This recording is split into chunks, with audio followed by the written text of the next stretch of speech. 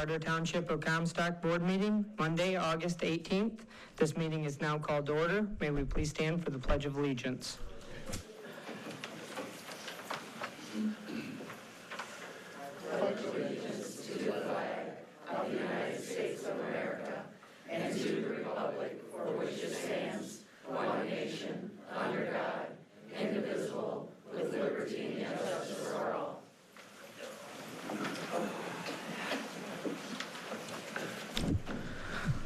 Looking for any additions to the agenda or a motion to approve the agenda?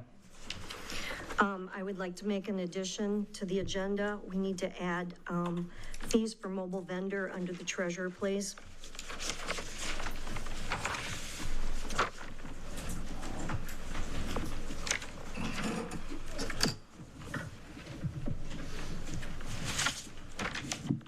Looking for a motion for the agenda? I move that we approve the agenda as amended. Support. Motion made by Clerk Beauchamp, supported. I'd like to have the budget adjustments taken out. I have some questions. Where would you like that moved to? Under your section? Sure. Okay.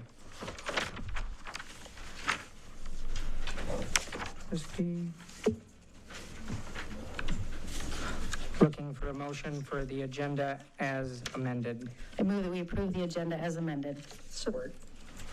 All in favor, say aye. Aye. Opposed? Aye. Motion passes. Public comments?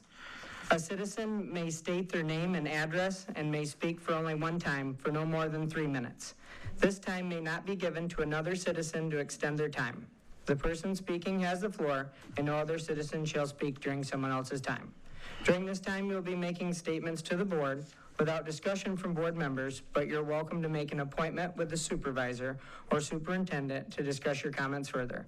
The contact information is located by the door. Please keep comments clean and respectful.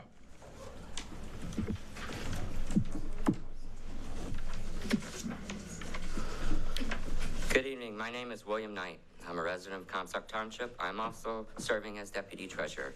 I'm speaking tonight as a citizen during public comment because I need to address what affects not only my statutory duties, but also the transparency and accountability owed to every resident in this township.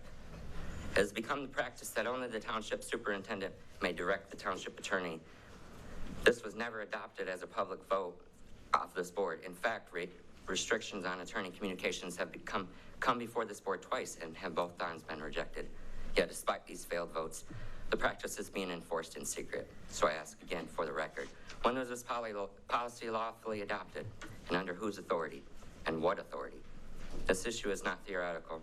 While I was lawfully serving as acting treasurer during the treasurer's family emergency leave, Trustee Cherry openly challenged my authority to sit in the treasurer's chair and have an opinion. I filed a formal complaint regarding that conduct.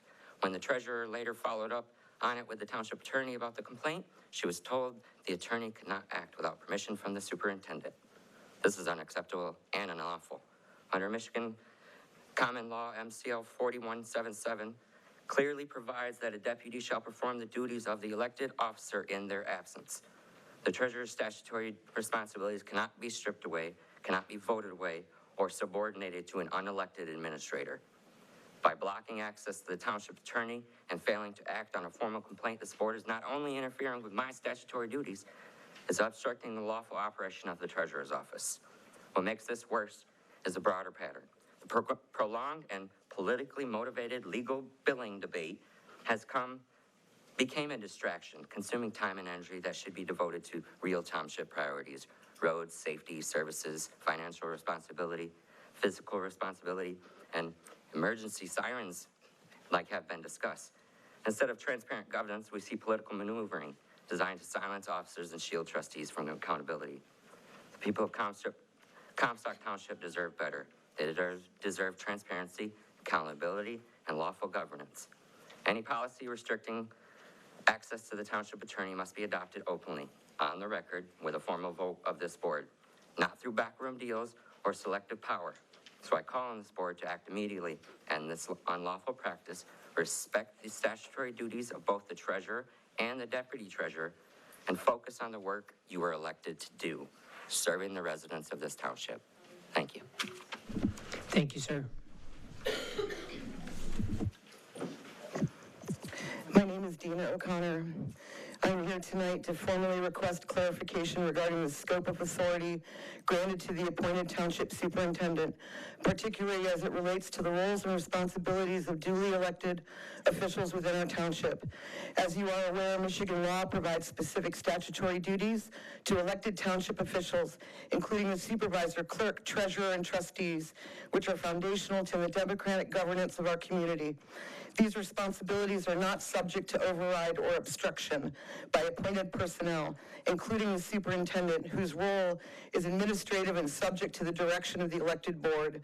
It has come to my attention that there are instances where the superintendent has attempted to limit, obstruct, or otherwise interfere with the ability of elected officials to carry out their legally mandated duties. If this is accurate, such actions would not only exceed the superintendent's authority, but also undermine the integrity of our township's governance and the will of the voters who elected these officials. I respectfully request that the board take the following actions. Affirm the statutory rights and responsibilities of elected officials as defined under Michigan law. Clarify the limits of the superintendent's authority, particularly regarding any interactions with or directives towards elected officials. Establish or reaffirm governance protocols that ensure transparency, accountability, and respect for the separation between administrative and elected roles. Our township functions best when all officials, elected and appointed, operate within their defined roles and in service to the public good. I trust that the board will take this matter seriously and act to preserve the integrity of our local government. Thank you for your attention to this important issue. Thank you, ma'am. I'm Marla Schwartz. We live at 7702 North Glen Eagle Drive. I've also been an elected official in the past, and I'm still an appointed official. I'm very disgusted what's going on here. We have a board here that should be working together. Again, this is the second time I've came here. You need to work together for the people. We voted you in. We need you to do your jobs. And obviously Scott Hess, who is only an employee, not an elected official or an appointed official, needs to remember that. There are job qualifications or the descriptions that you have for the supervisor. I know, because Bill Shields and I had looked at these things, and there are things that tell you what your job is to do. By tying Ben's hands is not the right thing. We voted him in, let him do his job. Thank you, ma'am.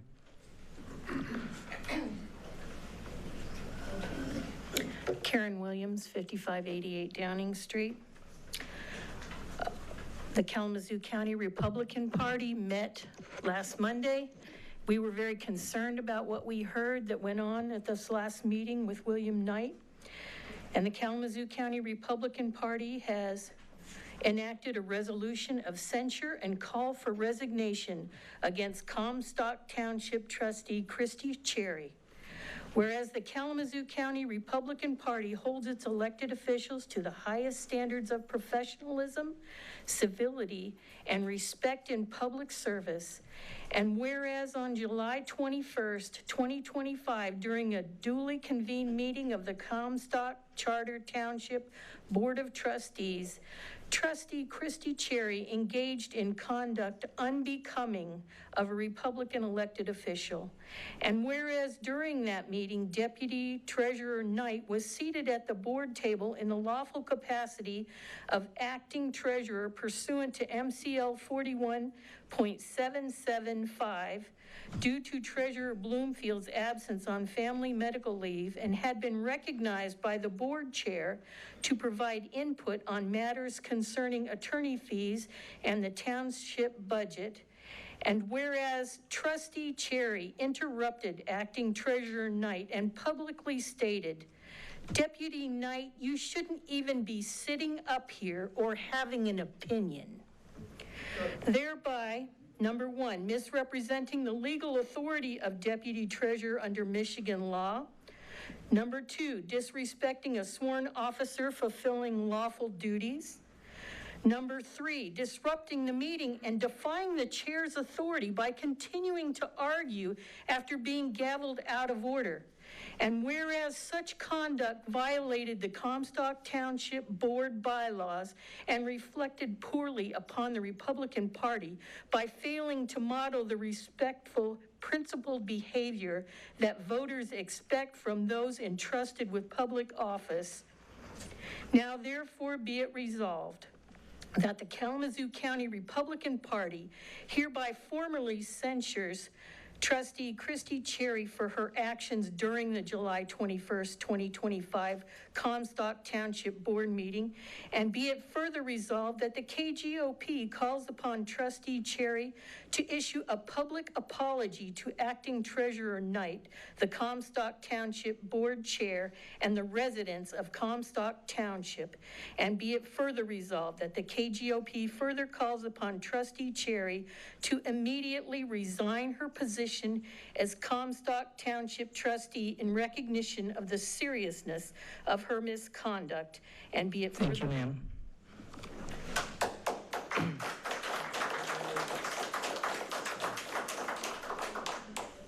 Guy Cherry, 6573 East K Avenue. I'm glad the KGOP was here to do that, but you got other folks that are done much worse. But the Clark Hill Law Firm conducted the investigation, interviewed 13 witnesses, including Trustee Sandy Bloomfield. The investigation sustained the following facts. On January 9th of 2025, Treasurer Bloomfield participated in a meeting in the Township Hall where she raised her voice and used profane language. The incident was heard by several witnesses who submitted written complaint.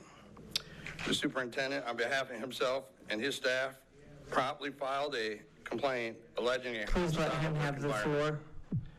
On February 3rd, 2025, Treasurer Bloomfield undertook a review of the superintendent's employment performance at a public meeting without allowing the superintendent opportunity to request a closed session, as permitted by Michigan law. Please let him have the floor. Ms. Bloomfield, without evidence, accused the superintendent of obstruction, spreading misinformation, misuse of government resources, and intimidation.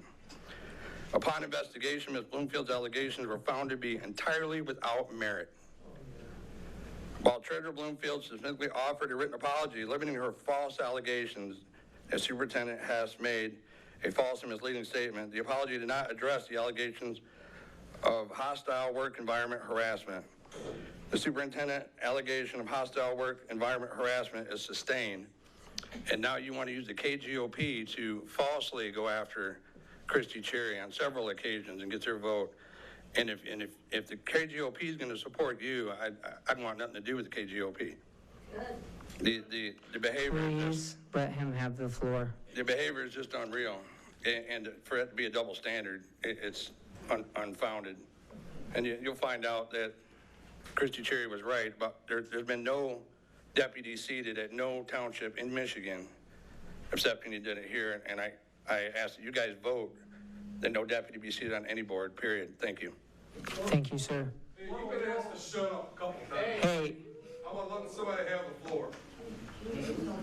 All right, guys, let's reel this all in for the sake of the community. Please. That's not necessary. That's actually scary. That's really scary. Yeah, well, we kept our mouths shut as everybody else. Your mouth, buddy.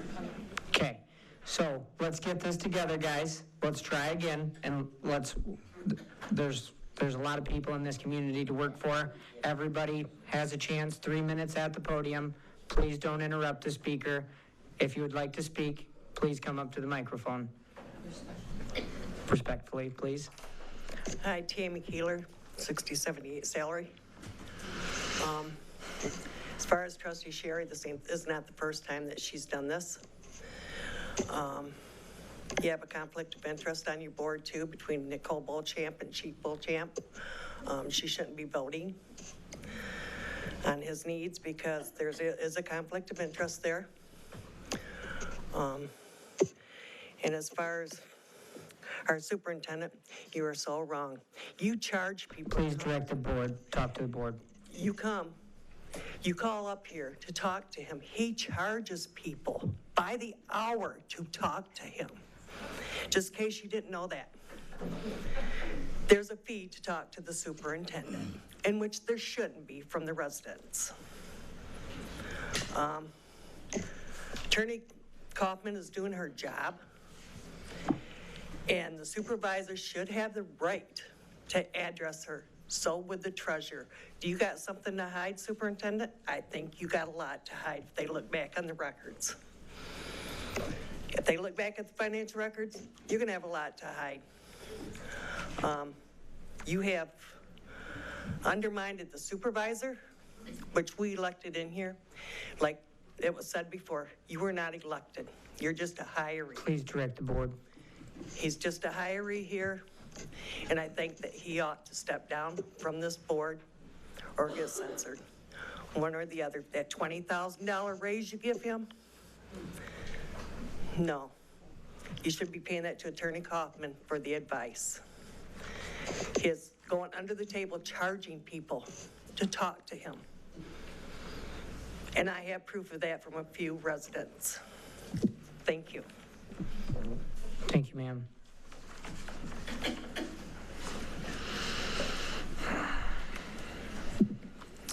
Hi, Kelly George, 2966 Lee Avenue. One second, ma'am. Sorry.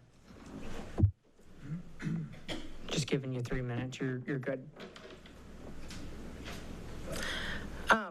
To be completely honest, I'm embarrassed. Not by all of you guys, but by the behavior of a few members of this board. This is not what the residents of Comstock elected you to do. We've seen dysfunction, we've seen shouting matches, and personal agendas take center stage. That kind of behavior is unprofessional and it's unacceptable. As of July, we'd already exceeded our legal budget. Every hour spent refereeing internal chaos is taxpayer money wasted. Now we hear the supervisor intends to reclaim his supervisory duties from the superintendent. He stated, I didn't consent to giving any of my statutory duties away. I don't think it's this board's job to give my elected statutory duties away. I will be assuming any and all legal ability of a township supervisor to my office. Let's be clear, delegating duties is not a personal decision. It's procedural. The board has every right to structure leadership to support smooth operations. But even more concerning is this. You cannot assume any and all legal ability of the supervisor's office while engaged in a pending lawsuit against the very board you sit on. That's a massive conflict of interest. Meanwhile, public comment has become a circus. One resident even suggested that all citizens should be allowed to contact the township attorney directly. Let's be real, our legal fund's already spent, there's nothing left to drain, so who exactly is gonna pay for every personal question and private complaint that gets funneled through legal counsel? That's not transparency, that's financial recklessness. That same person used public comment to bring up a deeply personal and painful event connected to a board member. It was cruel, unnecessary, and had no relevance to township business. For that, I apologize, because it was inappropriate. Now a vote of no confidence is being pushed against Trustee Cherry for allegedly being disrespectful to the deputy treasurer. The complaint says she was disruptive, disrespectful, and violated bylaws about interrupting. A vote of no confidence is a formal statement that the board no longer trusts the members' behavior. It doesn't remove them, but it damages credibility and pressures resignation. So if that's the standard we're using, then the supervisor's behavior should absolutely be held to the same scrutiny. I watched the last board meeting multiple times, and I watched as the supervisor himself interrupted and spoke in no term, in no way that was worse than what Trustee Cherry did. Repeated interruptions, dismissive tone, undermining board structure, it's all on record. It's hard to put trust in an elected official when slanderous behavior in public comment and on social media seems to be what's driving the show. Decisions shouldn't be based on who yells the loudest, posts the most, or surrounds themselves with the most allies at the podium. They should be based on facts, policy, and integrity. This board is being overrun by the supervisor's family, friends, and political allies at the podium, online, and now through party pressure. It's not governance, it's a joke, and quite frankly, there are many residents that are done laughing. We deserve better, and we're watching. Thank you, ma'am.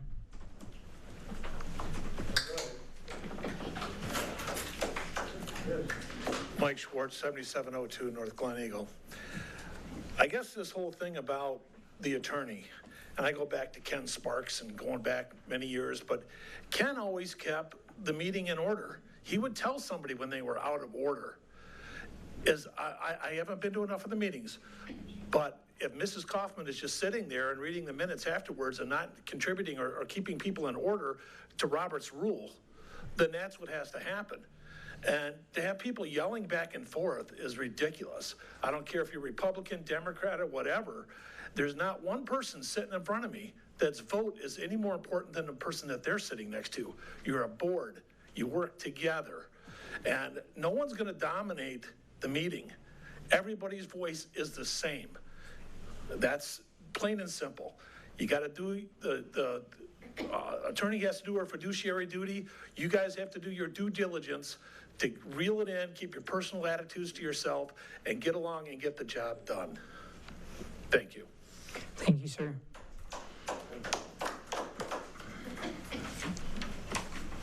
Karen Height. I wasn't here for that meeting, but I watched it twice online, and I was totally disgusted. There were things said by Supervisor Martin. He lost his cool, but it all started with Trustee Cherry and her being out of line. As far as Trustee Pratt and his, I want to say, basic attack on our lawyer, she does a good job for this township. Okay, so we spent money. You say that supervisors spent $7,425. But what about the 4 trustees that in closed session voted to get an attorney out of Grand Rapids to censure Treasurer Bloomfield? $40,000, 4 trustees, $10,000 each. That's more than $7,000. So think about who you're talking about and where this money's going. It's our money. You all need to work together. And Trustee Pratt, what about the emails that you're sending to the attorney? We'd like to hear what they are too. You send them to all the board members. Let's be open and honest about them. What were they about? No behind the door closed session. That ought to be abolished. When you have these closed sessions, your people don't get to know what's going on, and we deserve that.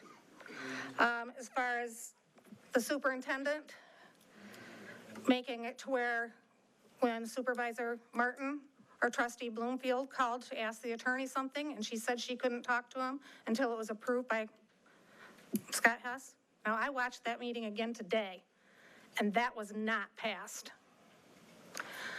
As far as the clerk, your snarky remarks, well, we'll see about that. That's uncalled for also. You don't run the township. None of you run the township individually. It is a board. You work together. Thank you. Thank you, ma'am.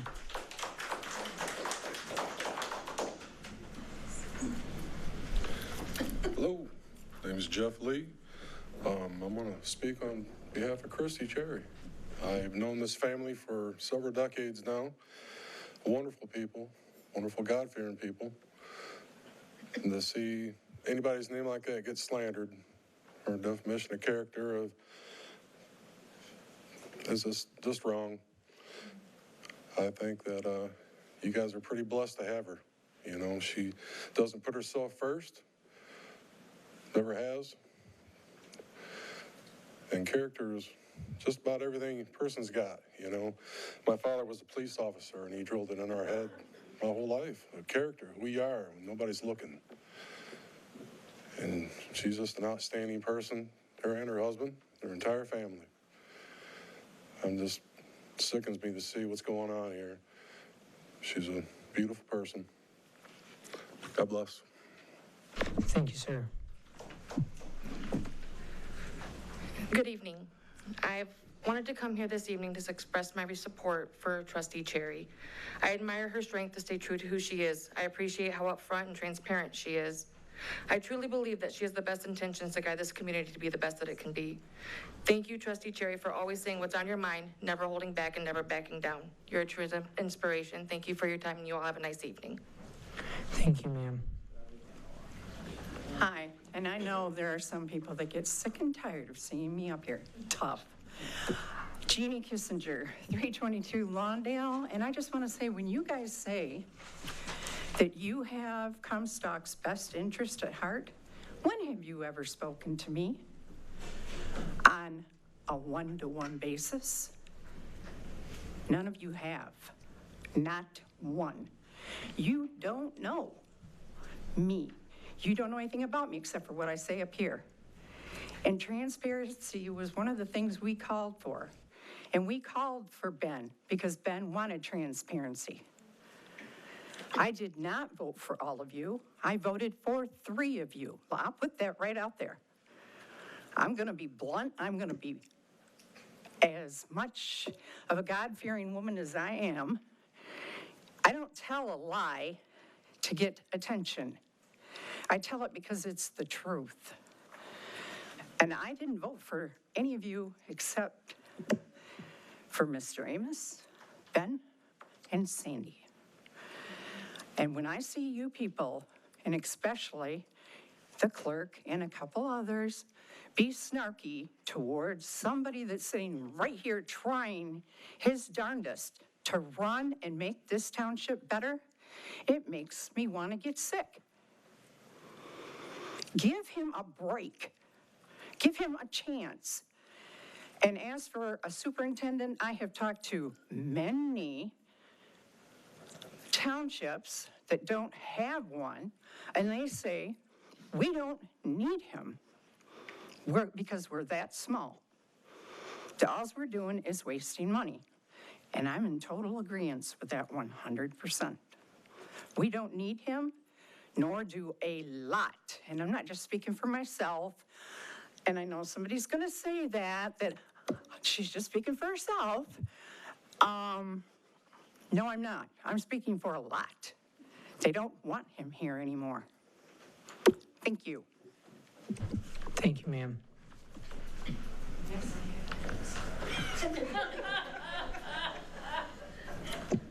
I'm Shane Addington. I just come here to support Trustee Cherry. I think she's an amazing woman, doing an amazing job. Don't listen to anybody. Stay right where you're at. Fight the fight. Y'all need to work together like many of these people have already said. Thank you. Thank you, sir. Hello, Tim Gregory. I'm also here to support Christy, not based on all of what I'm seeing here today, but based on who she is on a regular basis. I've known her for years now. I can tell you she is a lady of integrity. I wasn't going to speak at all because 2 other people already told you she was a lady of integrity. But I just thought it was important that whatever you guys think, whatever you guys have in your heart, I know that she has done the best she can for our community. Thank you. Thank you, sir. My name is Ken Sackett. I'm here to support Christy also. I know she's a hard-working Christian lady and that she wouldn't do anything for this community that wasn't in your best interest based on her Christian values. Thank you. Thank you, sir.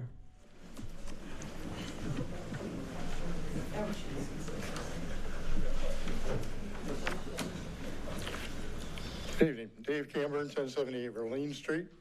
I also am a resident of Comstock Township. Addressing the first speaker tonight, official duties do allow the deputy treasurer and the deputy supervisor to sit in at the meetings, and they do not have a vote.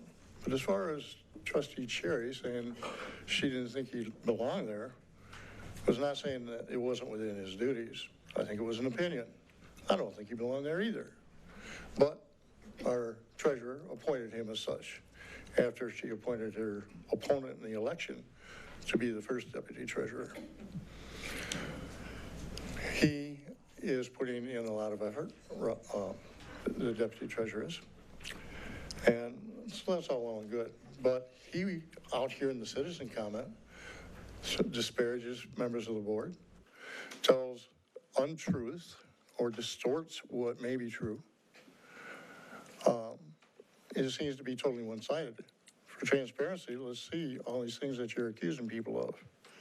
The Republican Party, you don't represent all of us, or all the Republicans here in Comstock, guaranteed. And censoring our board members because a few people who come and pressure you is wrong. The party does not represent everybody. They're limiting the ability of people to speak, apparently. The behavior at the last board meeting did get out of hand by a number of people. But I don't believe that party affiliation should dictate common sense. And our board members who are Republicans are almost an even split. There are 5 of you. So there's one more that's against the other 2 most of the time. But on common sense issues, y'all should be able to come to an agreement. As far as the fee for the superintendent, well, if you have proof, bring it forward. Let's see it. All the time, all these things that get said, you don't have proof that you bring forward. You throw out these remarks, it doesn't happen. You disparage people. You're not truthful. When Trustee Pratt was talking about the legal fees, he was not attacking our attorney. He's attacking how much money we're spending talking to our attorney. That was clear. It was about the money, not about the capability of the attorney. Oh, and by the way, Comstock is no longer small. It's a big township with lots of industry, business, and a lot of people. If you want to talk to somebody one-on-one, I suggest you make an appointment with a board member. Oh, also, I didn't vote for the 3 that she did, so I guess we canceled each other out. Have a good night. Thank you, sir.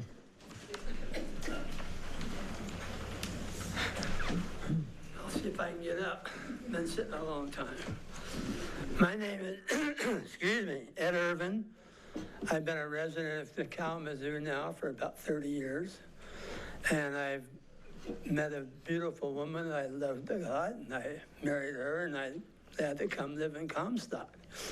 But that was all right. We've had some friends in here, and one of them is Miss Bloomfield, Mrs. Bloomfield. I have never met a more open, honest person than her. Somebody that wants her to do her job with vigor, thoroughness, and what's good for the people and the use of their money. That's the kind of treasurer I want. I wouldn't think a treasurer would ever be held back from seeing anything. Doesn't make any sense to me. It's our money. You don't have a right to just say only one person can do it. And don't any of you watch television? Don't you see on the news where people are being arrested for doing things like that, using the budget wrong or something? You can't get too many eyes on a budget from my perspective. They should be somebody who knows what they're talking about, knows what they're doing. Don't make it personal. It's just numbers. And I hope all of you will work it out. But I've never met a better woman.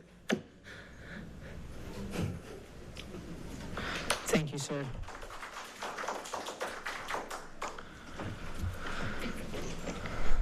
My name is John Charlie, live at 9850 Miller Drive, Galesburg, Michigan, 49053. I missed the last meeting. It was a pretty good one, watching on the television and everything. I spoke at the meeting before that, and I was like, Comstock's doing good. We haven't yelled at anyone. No one's got an outburst or anything like that, and we lost our streak, guys. What's going on?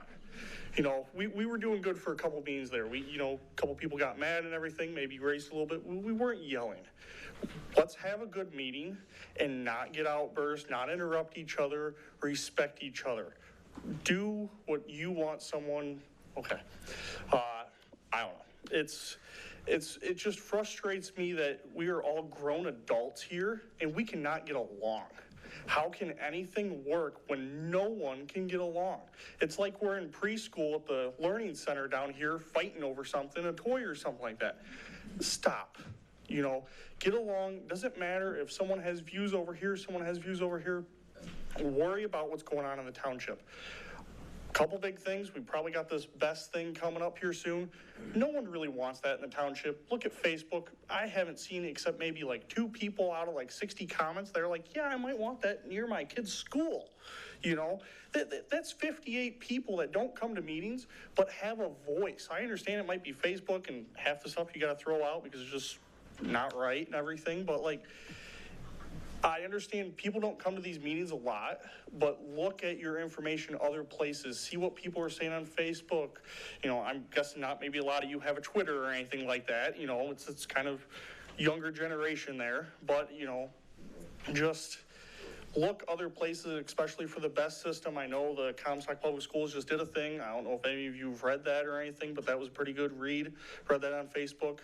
You know, we need to worry about the younger generation here, because if we fail, they have nothing to grow up and see and everything like that. So we need to do better. We do. So let's not yell this meeting. Let's not get mad. Let's not, interrupt anymore. Let's just be nice and get along this meeting. Thank you. Thank you, sir.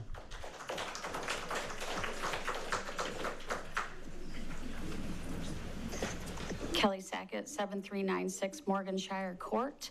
I am the chairwoman of the Kalamazoo County Republican Party, and I'd like to make it very clear that nobody asked us, coerced us, insisted that we took the vote of no confidence against Christy Cherry, nor did anybody do the same so that we would censure her.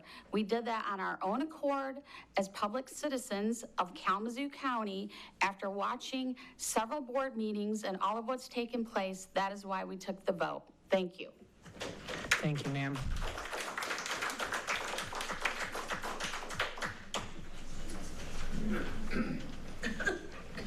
Yeah, I'm up here to say something about your FOA paper I put in the 22nd of last month for what Pratt and the attorney took care of. First off, you sent me a letter that says that you need an extension. That cost you $37 to send me that letter. Next, you sent me another letter.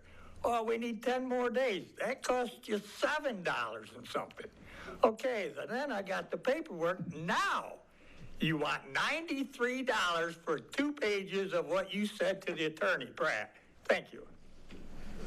Thank you, sir.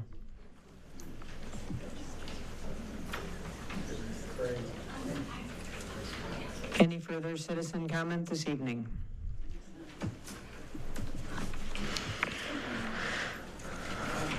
Moving along to announcements for departments, boards, and commissions.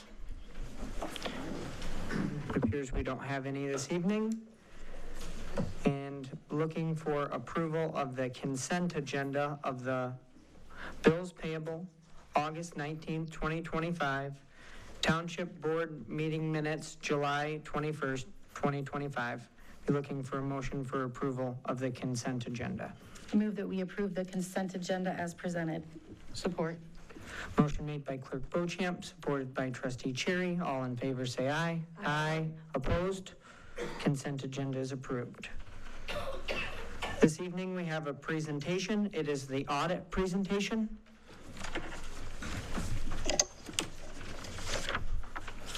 Good evening. Thank you guys for having me this evening. I'm going to start off by just going over some of the reports in the financial statements. If you have a copy of those in front of you, that's fine. If you don't, it's also fine. I can just go over them with you. The first thing I wanted to go over was the audit opinion. That's on page 3. And there's just a couple sections that I wanted to just go over. First, there's a section about the responsibilities of management of the township, and the township is responsible for recording and preparing the financial records and making internal controls that make sure that those things are recorded properly in accordance with generally accepted accounting principles. And our responsibility as an auditor is to make sure that those financial statements that are being presented are presented fairly in accordance with generally accepted auditing standards. And the way that we do that is we do some sampling and we do some, review of invoices and inquiries and that sort of things. We certainly don't look at every transaction. There's far too many for us to look at and provide you opinion in a reasonable amount of time. But at the end of our audit, I'm able to say that in our opinion, that the financial statements that were presented are presented fairly in all material respects and in accordance with accounting principles generally accepted in the United States of America. Towards the back of the report, there's an independent auditor's report on internal control over financial reporting and audits according in accordance with government auditing standards. Similar to the audit report, the township has a responsibility to design and implement controls, and then our responsibility is to gain an understanding of those controls. And, you know, we don't look at it as aggressively as we do the audit, but, you know, we gain a general understanding, and, you know, our review of the internal controls did not provide, that we did not come across any instances that we deemed were significant deficiencies or material weaknesses. We didn't come across any non-compliance with laws, grants, or regulations. And then you also had a single audit this year. A single audit is required anytime the township spends more than $750,000 of federal dollars.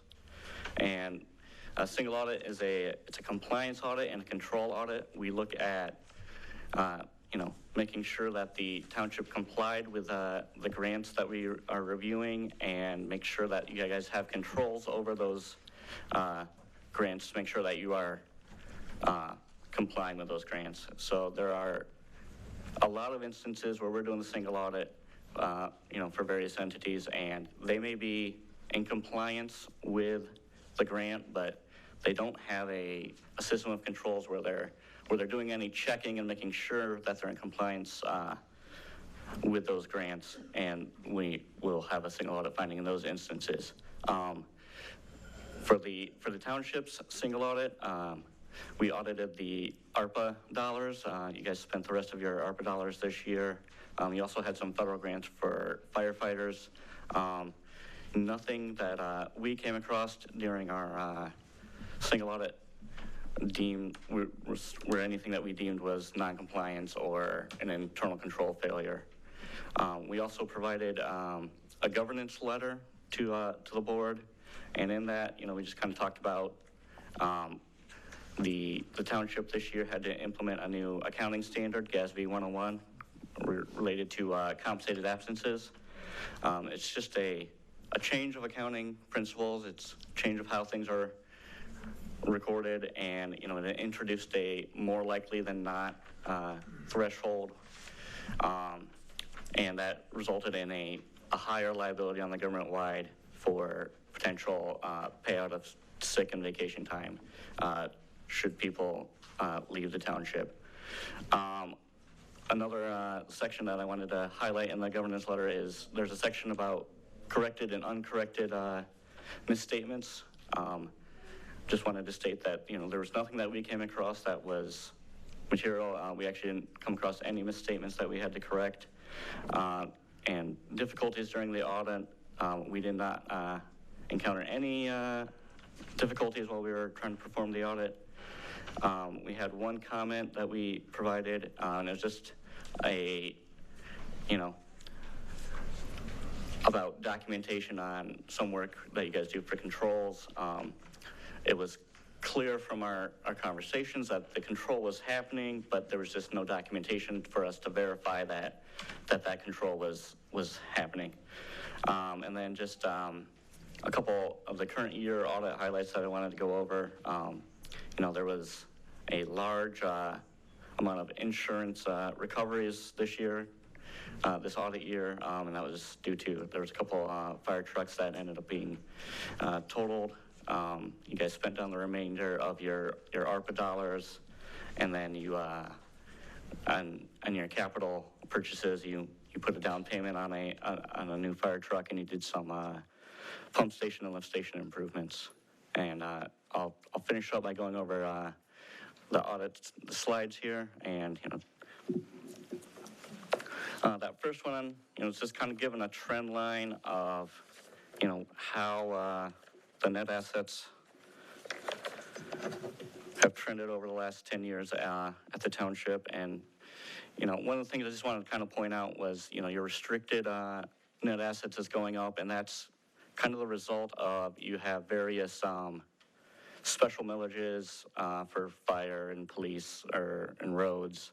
And as those fund balances go up, that restricted amount goes up because that money is restricted to be spent on for those purposes.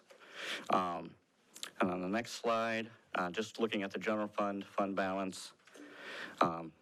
Again, just looking at a historical trend. And you can see, you know, in 2020, it started going up, and that was kind of that ARPA dollars coming in, and then between 2022 and 2023, there was a large drop, and I believe that was the purchase of this township hall. The next slide is looking at the general fund unassigned fund balance as a percentage of expenditures and transfers. Generally speaking, 20% is considered a healthy fund balance. And I just wanted to say, you know, looking at, you know, in 2017, it was up around 55%, and then it went down, and that was mostly a effect of you guys started assigning some fund balance for capital projects, so there was less unassigned. Your expenditures were staying fairly similar, but just assigning some of that fund balance for future purposes brings down that unassigned amount. But again, healthy fund balance overall. The next slide. So this slide, I was actually looking at this morning, getting prepared for tonight, and there was numerous miskeyed numbers. So in the actual numbers, property taxes are about 28.6%. Charges are about 47.2%. That does include some of your, I believe, like the road is a special assessment, and so that's considered a charge. It's not a property tax. It's a charge. So there's some of those special assessments that are in there that would normally be in property tax if they were a proper levy. State shared is about 12.8%. Grants were 8.6%, and then interest and other were 2.8%. And just wanted to point out, you know, property taxes and your charges make up, you know, about 70% of your revenues, and you know that's something that, you know, that's the local control. That's always something very good, and it's something that, you know, you guys can have control over, as opposed to, you know, grants where you'll get some occasionally and they maybe not be next year. So having a solid foundation on something that you guys have some local control over is very good for the township's health. On the next slide, this is just kind of looking at, you know, again, a historical trend of just your taxes and your state shared and again, you can kind of see in the grants, last year there was or 2 years ago at this point, there was a large increase in the grants, and that was, you used the ARPA dollars to purchase this facility, but you know, grants in general are not usually that large of a portion of your revenues. And then the next and final slide here, it's just kind of looking at your expenses over the years, and again, there's that pop in the general government, and that was the purchase of this facility. But generally speaking, your trend lines are not anything that's causing any concern on our end. And that's all I have for you guys tonight. Any questions, guys? Thank you, sir. Thank you. Have a good night. You too.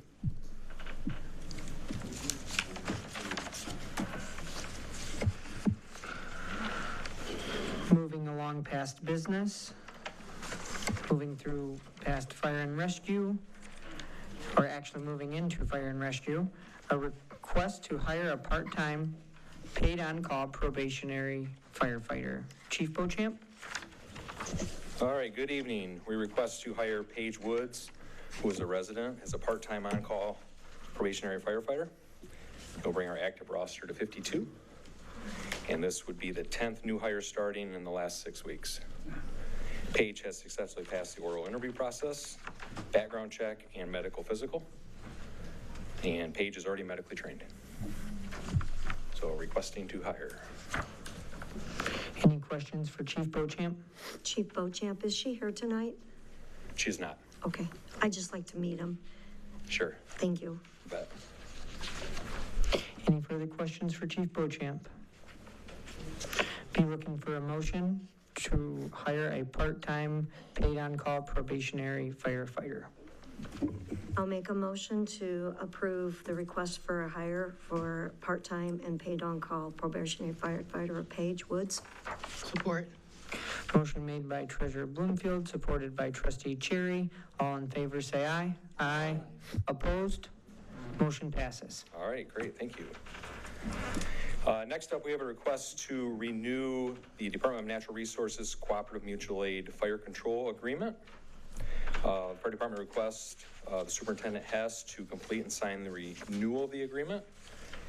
This is done every 5 years. And what this agreement is, in essence, the highlights of it is allows local departments access to federal and state equipment. If there's anything available, like at the end of a fiscal year, something the department can use. Generally, it's pretty worn out, but we have found a few things over the years that were purposeful. So federal and state level access to equipment, as well as mutual aid. And the bigger side is that, you know, if we had a wildland type fire that was out of control and we couldn't contain it locally, the DNR could provide some assistance. So requesting to have this agreement signed and renewed. Any questions? Chief Beauchamp, are there any changes from the previous year? There is not. Okay, and I see that our fees, I just lost it here, are $1,400 for this year. What do they do with those fees since there's 16, I believe, municipalities with this? That's the next order of business. Okay, This oh, it one is the for next, DNR. okay, I'm Yep. sorry, I jumped ahead. No problem. So fees, what do they use those for? Or that wasn't this one? It's That's the next, Okay, I'm sorry. next Okay, topic, I am yep. looking ahead then, I'm sorry. Yep. Go ahead. Thank you. Any further questions for Chief Beauchamp? Be looking for a motion for the renewal agreement, the Department of Natural Resources Mutual Aid Fire Control Agreement. I move that we authorize Superintendent Scott Hess to complete and sign the renewal of agreement for the Cooperative Mutual Aid Fire Control Agreement with the Department of Natural Resources. Support. Motion made by Clerk Beauchamp, supported by Trustee McIver. All in favor, say aye. Aye. Opposed? Motion passes. All right, thank you. And the last item we have is renewal of the 2025 version of the Kalamazoo County Intergovernmental Fire Protection Hazardous Materials Incident Response Agreement. So this is a renewal. This agreement between the municipalities has been in place since the late 1990s. It allows for a cost-effective hazardous materials response team for mitigation purposes, and also allows for recovery. So if an incident happened in a nearby jurisdiction and we sent personnel over to it, we could get our personnel any time and equipment reimbursed. The agreement addresses the highlights of the mitigation and recovery of time and equipment. Many of the departments on this agreement provide personnel, but not all do, and we do. We're a very active member. I'm currently the chairperson for the executive board that oversees this team. The changes since the last agreement are the fees. So last year and this year, it's $1,400 per year. Next year, we're going up to $1,600 per year. And 2027, 2028 would be $1,800 per year. There's also an addition for municipalities that have a population over 25,000 that they double starting next year, and that wouldn't be for us. The final change on the agreement was the signature page, Appendix A. Sometimes it was a fire department signing, sometimes a municipality, and for this agreement to be valid, it has to be municipality, so we cleaned up the language on that. So Treasurer, to address your question on that, basically it's for equipment and vehicles is what this goes towards. So for instance, we're running on a donated, an old squad unit from Kalamazoo from years and years and years and years ago, and it's still running, but it needs to be replaced. So we're trying to save up for that. Monitoring equipment, retention type equipment to mitigate it. Suits for our responders. That's what the fees pay for. So if we went and the team hosts those specialized tools and equipment, And if we send our members and we happen to use some equipment that the department owns because the hazmat team didn't have it, we could get it reimbursed, our time and any equipment that we used. In a nutshell, that's what this agreement's all about. So not many changes since the last time we signed, but it was up to be renewed. Any questions for Chief Beauchamp? Be looking for a motion.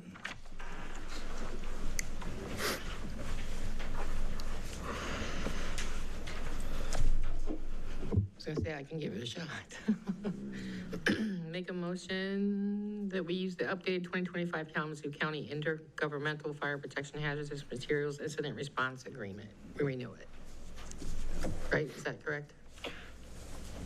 Motion made That is correct. by trustee Cherry. Supported by trustee Pratt. All in favor, say aye. Aye. Opposed? Motion passes. All right, great, thank you. Moving along to planning and zoning, we have the second reading of ordinance number 554, the mobile vendor ordinance. Treasurer Bloomfield, since Casey's not here. This is a mobile vendor ordinance, like the supervisor said. We had a request come to us that there were vendors who wanted to come into the township and set up. So this is to authorize them, and this is also the regulations for them. The mobile vendor ordinance, it's a food business engaged in business of cooking, preparing, and distributing food or beverages with or without charge to the public on private property and or offering service to the general public. So this is the second reading for this. Any questions in regards to the mobile vendor ordinance? And then are we going to talk about the fees Yes. separately from this or before Yes. the motion? Under treasurer. Under treasurer. So we would approve that and then add that language to the ordinance? It's a separate fee schedule, Okay. so we'll talk about that first item under treasurer. Okay, if there's no further questions, I'd be looking for a motion on the second reading of ordinance number 554, the mobile vendor ordinance. I move that we approve the second reading of ordinance number 554, mobile vendor ordinance. Support. Motion made by Clerk Beauchamp, supported by Treasurer Bloomfield. Roll call vote? Supervisor Martin? Yes. Trustee Cherry? Yes. Trustee Amos? Yes. Treasurer Bloomfield? Yes. Trustee Pratt? Yes. Clerk Beauchamp, yes. Trustee McIver? Yes. Okay, motion carried. Next, we're moving along to the second reading of ordinance number 557, located at 6668 East ML Avenue, a rezoning request. This parcel is currently zoned R1A, single family, and before the Planning Commission, it was deemed that we move it forward and rezone it to ag, which it does align with the current and future land use map.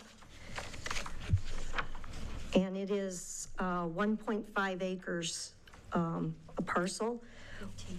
I'm sorry, 15. I misread that. That's terrible. I was looking for my next thing to read. This is kind of an exciting project that is happening out there.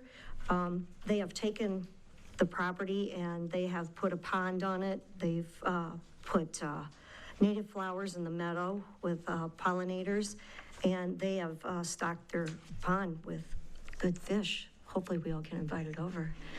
So this was something that we also all approved on the board for the Planning Commission. Any questions? And there is a letter from the applicant in the board packet of things that they would like to apply if anybody had any concerns or questions. If there's no further questions, I'd be looking for a motion. I make a motion to approve the rezoning request, ordinance number 557-6 for 6668 East ML Avenue. Support. Motion made by Treasurer Bloomfield, supported by Trustee Pratt. Roll call vote? Trustee Pratt? Yes. Supervisor Martin? Yes. Trustee Amos? Yes. Treasurer Bloomfield? Yes. Clerk Beauchamp, yes. Trustee Cherry? Yes. Trustee McIver? Yes. Okay, motion carried. Moving along to Treasurer for the accounts payable procedures. This is something we needed to do tonight because we just passed the mobile vendor ordinance. It is the township's responsibility, the board, to set the fees for the vendors. With this fee, it is for 1 week, 7 days for them to do business. And I believe it was $25 that we had agreed upon for a week for these vendors, which it would go to the clerk. She is responsible for doing that and updating the fee schedule. So just a question, it's $25 per week, per application. So if they were to apply, say 3 different weeks, it'd be 25 each time. Correct. So, okay, for the 7-day period. Correct.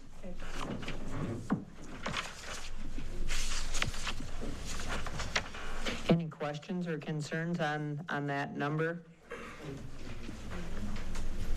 Less than $5 a day.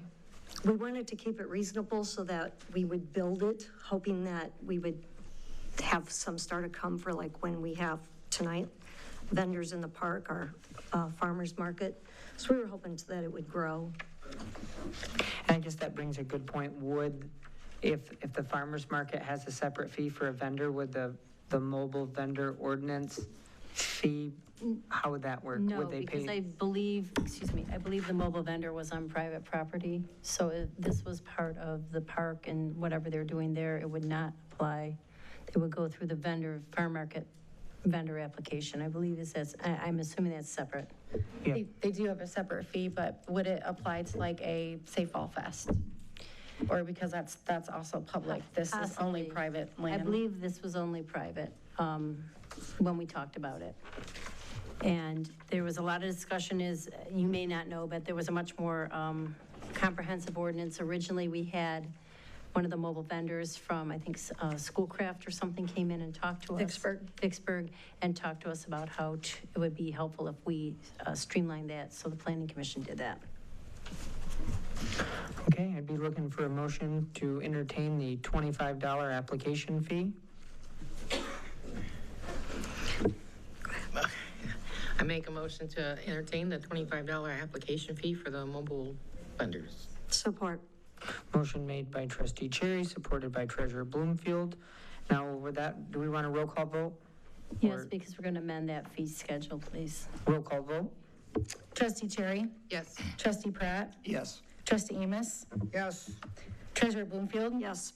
Clerk Bochamp, yes. Trustee McIver? Yes. Supervisor Martin? Yes.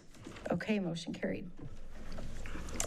So I will update that fee schedule, and that will be posted online. And if each board member would like an updated copy, I can provide that as well.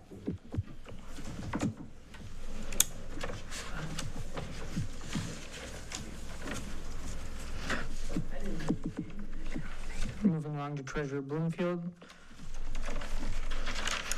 Next up, we have Charter Township of Comstock accounts payable procedures. I worked with Brett Paget, our Chief Financial Officer, and Deputy William Knight. This is our third go at this, and I think we finally got it. And it was a really good experience working with you, Brett. I always enjoy working with you. So we made it through it, and we made just a few adjustments.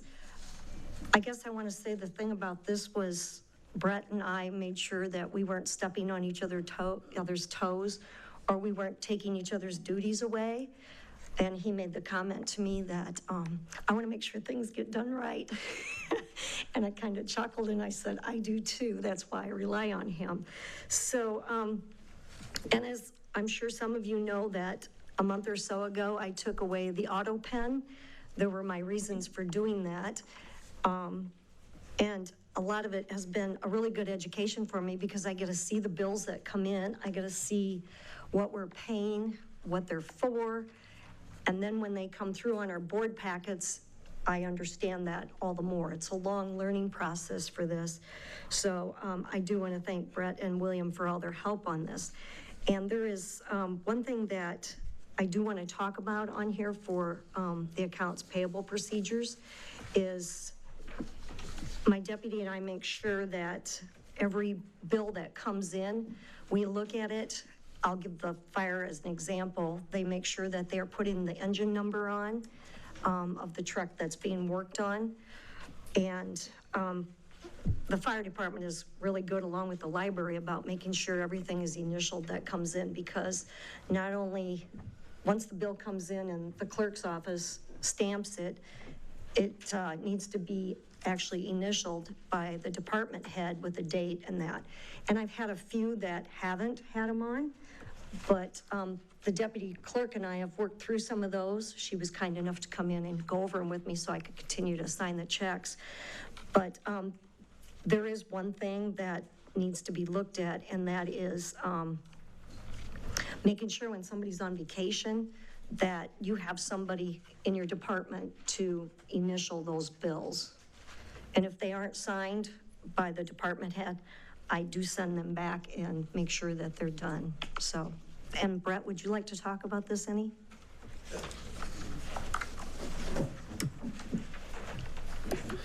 First of all, thank you for your comments. I'm blushing over here. Yeah, we've been working on this for quite a while, and Treasurer Bloomfield and Deputy Treasurer Knight helped us tighten up the language, so thank you for that.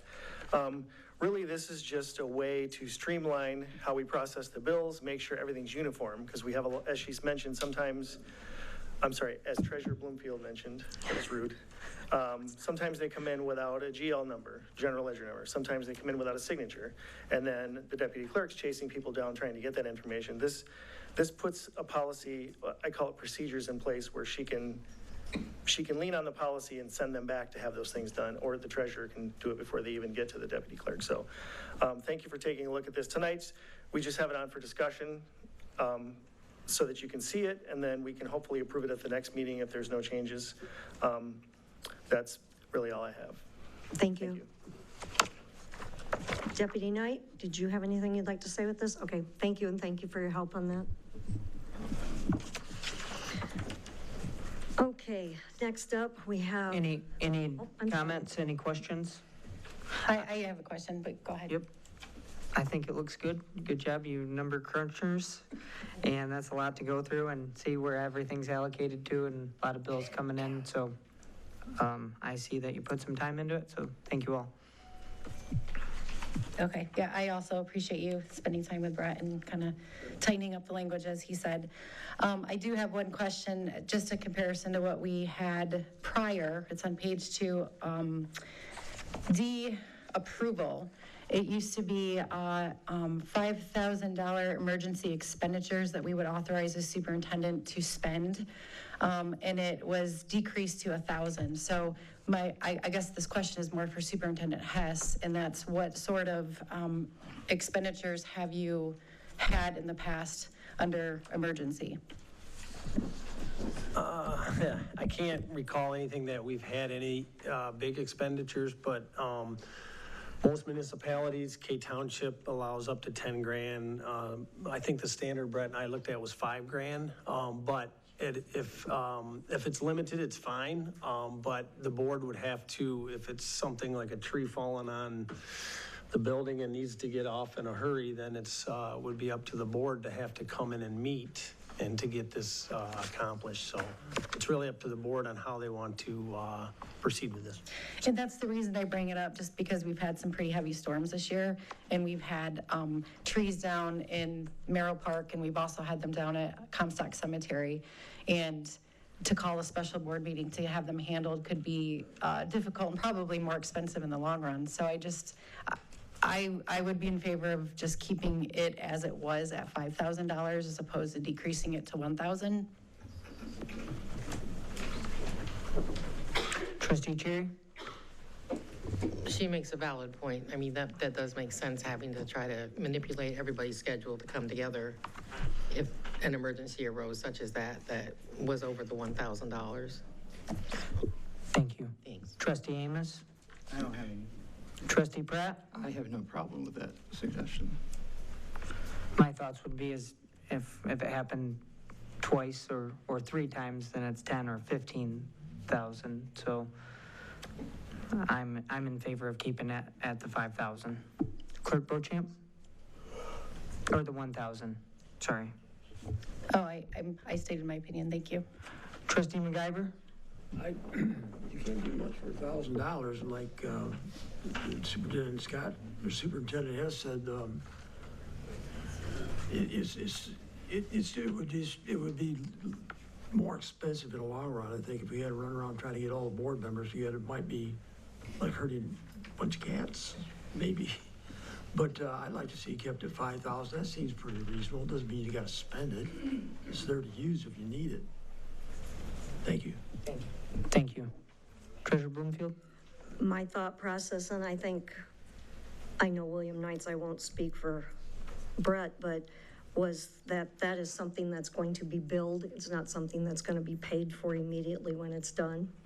So, and insurance is the same thing. It's not like if it falls on the building, you know, you've got a credit card to use. It was just a checks and balances for the treasurer's office is why we lowered it. Any other further board discussion?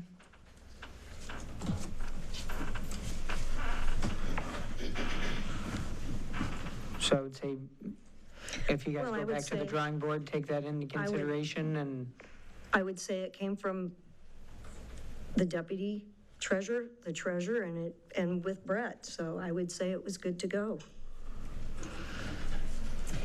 It will require a board vote, so I say we just bring it back with two options next time, and the board can vote on if it's 1,000 or 5,000. okay, thank you.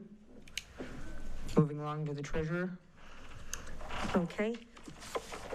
Next thing on the treasurer is a formal complaint against trustee Cherry.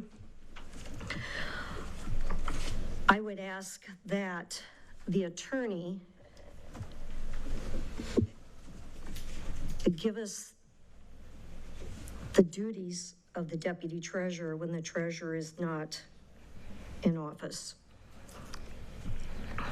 Well, without looking at the statute, a deputy, this is deputy supervisor, deputy clerk, deputy treasurer serve in the position of their principal, except they cannot vote in the absence of the principal.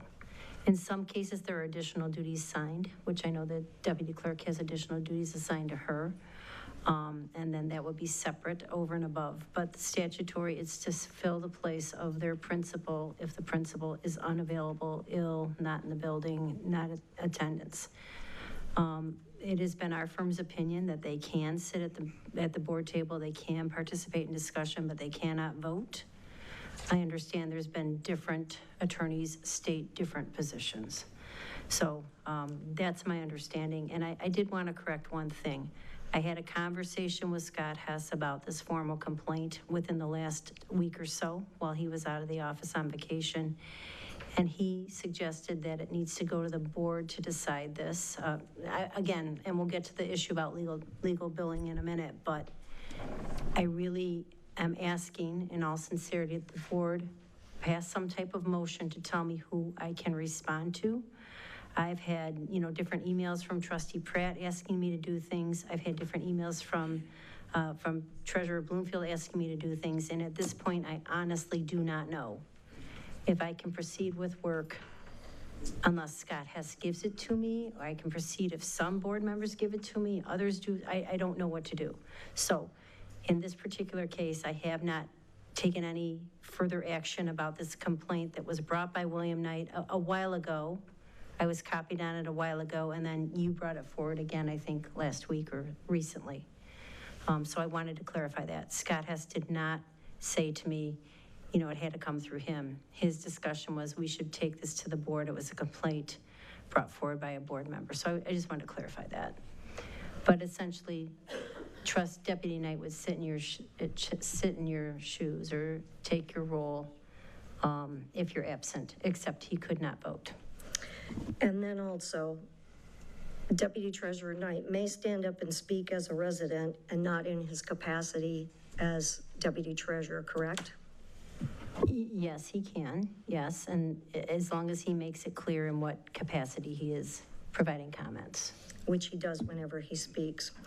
And I guess the reason for my follow-up with you after Deputy Treasurer Knight's formal complaint was I never heard back from anyone that received the email that it was sent to. I received no response.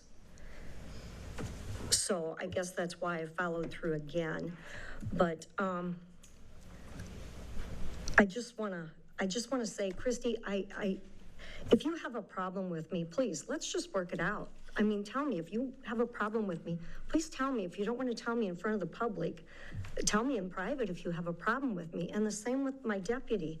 I just really do not like being under attack in this position all the time. I'm trying to do what is best for the residents, and I just think that the residents are correct. We need to work together. And when I walk into this township hall, the three little words I hear is, we stick together. And I sit here and I go, we stick together. It makes me think of glue and like just building blocks stuck together. And when they fall over, they all fall down. Well, my philosophy is we work together. It drives me crazy to hear we stick together. I kind of liken it to a school of fish. The first fish at the beginning. He stops, everybody stops. He takes off, the rest follow him. That's what happens when you stick together. People don't use their head and think for themselves, and you can't move forward. For me, it's let's work together. So I guess if you would like to sit down with me and my deputy, I have no problem with that. And that goes for anybody on this board.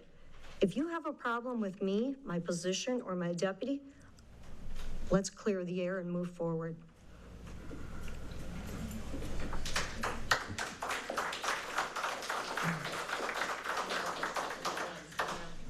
I was just going to go down. Trustee Cherry? Thank you, because I do have a statement.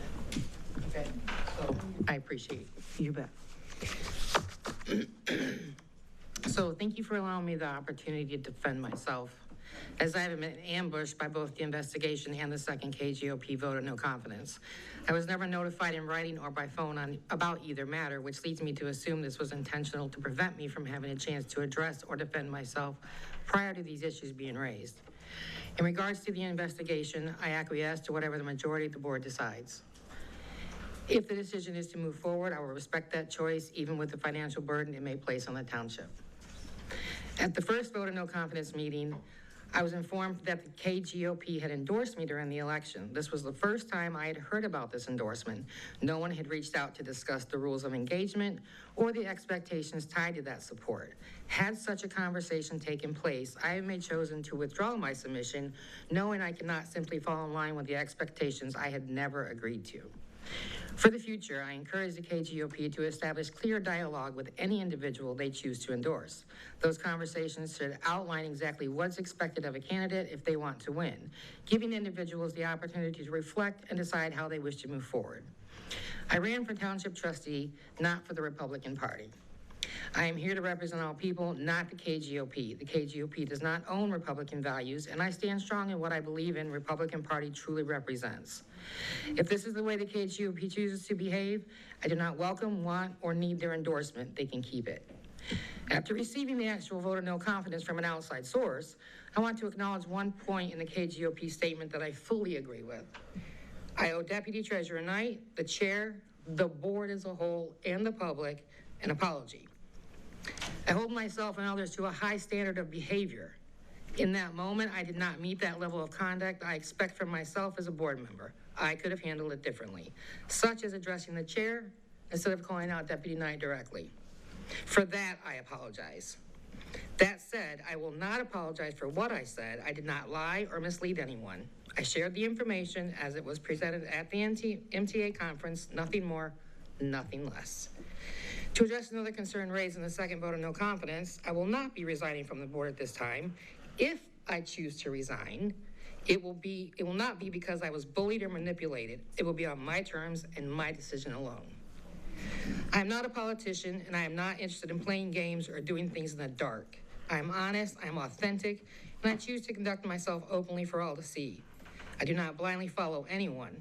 I keep my circle of influence limited to those whose morals and values align with mine, ensuring I maintain personal checks and balances. I do not give in to peer pressure. I make my own decisions, and they are grounded in logic and reason. Those decisions may not always be accepted by everyone, and that's okay. Collectively, we will not always agree. That is the beauty of free will and of being independent thinkers. In closing, let it be known, I am not perfect, never claim that title. Any mistakes I make, I own them, and I do what I can to avoid making the same mistake twice. I strive to live my life with character and integrity, and I refuse to let fear, intimidation, or politics compromise that. Thank you. Thank you, Trustee Cherry. Thank you very much. I was just curious as far as the MTA conference goes, is there a way on the presentations to get copies of those presentations? You can contact MTA and see if they will give you copies of those PowerPoints, or if it was a presentation, if they videoed it. Yes. Okay. You can reach out for that. Okay, thank you. Trustee Amos, do you have any comments, questions? Trustee Pratt? None, thank you. Clerk Bochamp? I just want to say, I think our attorney cleared it up, I guess, today, but there is confusion on deputies. Obviously, you know, I have a deputy clerk, and I was always under the impression that the deputy fills in for our statutory duties. They can do everything but vote on the board, but since they can't vote on the board, they really shouldn't sit up here. My deputy will never be up here in my absence. I don't see a need for it. Because she cannot vote and she was not elected to sit up here. So I think that's where some of this confusion is coming from, because we're hearing different information and common sense, kind of. It doesn't make sense to me. So I just want to throw that out there. Trustee McIver? I have to agree with that. I mean, any of the deputies can say anything that's pertinent to what their duties are from the audience as well as up here, so. And from what I understand, it's pretty irregular not to have a deputy, assistant deputy up here instead of the treasurer or the clerk or whomever. But I have to go parallel with that thought from the clerk. Thank you, Trustee McIver. Sorry. Mr. Pratt? Mr. Chair, yes, after thinking about it, I just wanted to make one brief comment. And this is not a criticism toward anyone, but in the past, here in our township, when we had a clerk, probably maybe 3 clerks ago, it's sometime in the past, and that clerk was missing or gone because of issues, I think medical issues.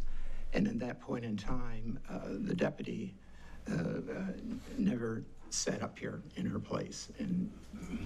And so I think that, along with some of the other comments, has given rise to perhaps some confusion on whether that's here.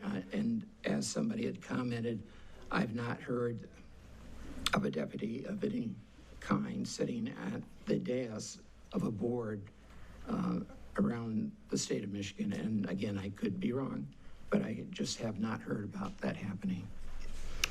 Thank you, Trustee Pratt. I took the class or the presentation, me, my deputy, and I at the MTA conference, and I've heard a lot of things about deputies that, as far as deputies, can only fulfill the role or help or assist when the elected official is gone. In the way that I interpret it and heard it, and I'm pretty sure it was pretty clear, the me, my deputy, and I, it also allows the deputy to assist the elected official in their capacity. So not only when they're gone, but they can help aid and support and work. I am under the personal opinion and that nothing looks worse than an empty chair. And so if you had somebody that you entrusted by appointing them as your deputy to even serve as presence of not an empty chair, I think having representation goes a long way. And although they may not be able to vote, they could still maybe convey a message from that elected official that may not be able to be here at the time. So I think it would be appropriate if I were able to get a hold of MTA and find that presentation of me, my deputy, and I. And then I think it's important to look at things in the past. Maybe just because it hasn't happened doesn't mean that it can't happen. And I think that that would be up to the elected official who has entrusted a deputy to help them serve. Mr. Chair, if the board does not want deputies to sit up here, you can vote to not allow deputies to sit up here. I do represent personally in our firm, over 200 municipalities. I personally am general counsel for probably 60. Deputies do sit up at tables, but if it's something you do not want to have happen, you could, adopt a motion, pass a motion that deputies do not sit up at the table. So that's certainly something you could do if that's something you want to do. And then there would be no question as to what's happening or how. Would that be contrary to law? No, it's not contrary to law because, as the clerk noted, they can't vote. But, it's just how do you want to approach the deputy? Do you want to allow them to participate and talk and provide input in the place of their principal who's missing? Or do you feel, as Clerk Beauchamp mentioned, there's no real need for that because they really will not be able to vote anyways? So it's totally your decision. Either way is legal. I just wanted you to know that there are places that do it, but you do not have to. It's whatever you prefer. Thank you, Counsel. Permission to speak. You bet.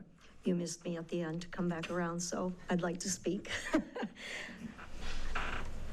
Again, I go back to working together. My deputy and I work very well together, and if I'm not in my chair and I have things that I have related to him that I want spoken and the board to know about, I feel like him not sitting in this chair, or anyone, whether it's the clerk or the supervisor or myself not at the meeting, how do you conduct business with this township when you don't know where those offices are headed? It's kind of like, with the bills payable. When we get notice from the clerk that they're ready, the deputy clerk,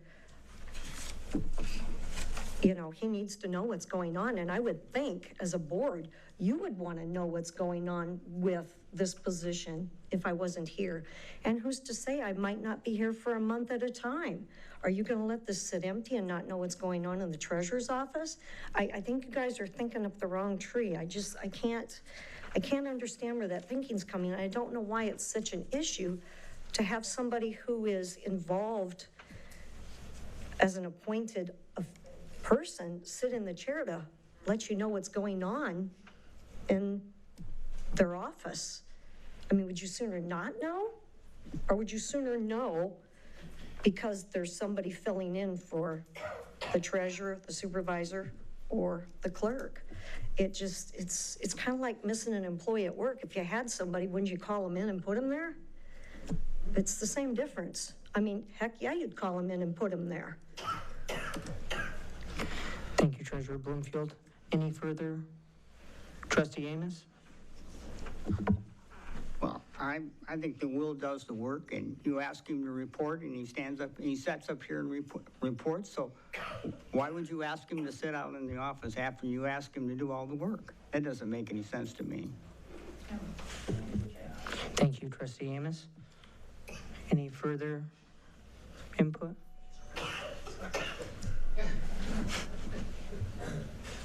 Trustee Chair, do you have anything? Just pondering. Okay, I'll circle back. Well, would love to table and think about it more and mull over everything everybody has said. Okay. Personally. Treasurer Bloomfield? I think that we should make a few phone calls with some of the other municipalities and see what they're doing, because like I said, I can't see leaving a seat sit empty when you have information that should be coming to you so you can make decisions. Trustee McGyver, do you have anything further? No, I really don't. Clerk Beauchamp? If there's a decision that needs to be made, what I've done in the past when I haven't been here is I communicated with either the former treasurer, Paget, or former supervisor or superintendent, and they would present the information for me since they were also on the board voting. So there's definitely ways to get the information. I do think we should revisit this if the board doesn't want to take action tonight, but we clearly have confusion on this topic. So I think it would be wise for us to make a solid decision on what should happen. Trustee Pratt, did you have anything further? No, I agree entirely with what the clerk just mentioned. And tonight may be too soon since we're digesting some of the information that was presented, but I would hope by our next meeting that we could perhaps discuss it further and make a decision one way or the other. Council? I still need some direction from somebody on whether I need to answer this complaint that came from William Knight and then through the treasurer. So maybe when you get into the next discussion, we can maybe touch on that and whether I should be doing this work or not. Okay? Thank you. And I guess my question would be is, you did give some legal guidance on this matter, but could it be looked into further to help clear the air in order to be able to make a more informed decision? First of all, the original email was sent, and I may not be right on this, but I think it was sent to Scott. I think it was sent to the treasurer. I think it was sent to me and maybe to the clerk. Not to the clerk. Okay, so this complaint came a while ago.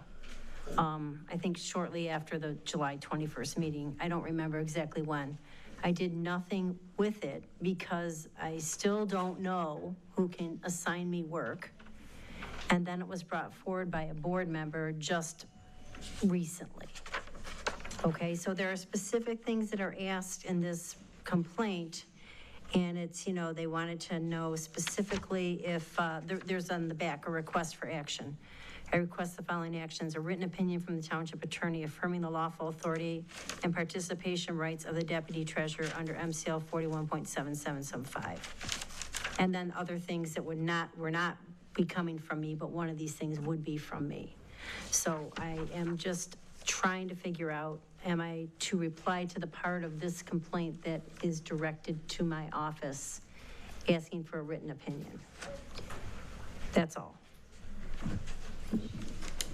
Anybody have anything else? I guess my thoughts are is if the opinion would help make the decision we know where we stand. So again, I did talk to Mr. Hess while he was on vacation about this. I'm trying to figure out, and he felt, and I feel it's probably appropriate, if the board wants me to, and maybe that's in the next discussion, who can assign me work, how I can be assigned work. That will help both me and Mr. Hess know who I should be answering to, and when something like this comes in, what is my responsibility to answer it? So maybe that's the next discussion, I don't know. I think it's much broader than just this complaint. The issue's broader. Thank you, Council. Does anybody have any input? The only input I gave to the attorney is because I kind of guess for me to make it consistent, and it is a board issue, that the Planning Commission, I think, did the same thing, and the Planning Commission took that in front of their board to vote to have Attorney Kaufman do some research. 4 legal opinions. Yeah, is that right? 4. Can I speak? I have a question. Since the request for action is a written legal opinion, and it's an opinion based on something that happened in a public meeting, so there's not really investigation like what happened outside of here, is it something you can give an opinion on that we can talk about right now? I would want to pull the statute again. I gave a brief synopsis of it a few minutes ago. But this is requesting written, so I would want to, in addition to looking just the plain language of the statute, I'd probably pull some case law and see if there's any AG opinion or any type of case law that would provide more clarification. I haven't done that yet, just so you know. So that's what I was thinking. I think that would be appropriate. Well, I need a vote of the board to tell me so. We will move along to the legal billing discussion continuation by Trustee Pratt.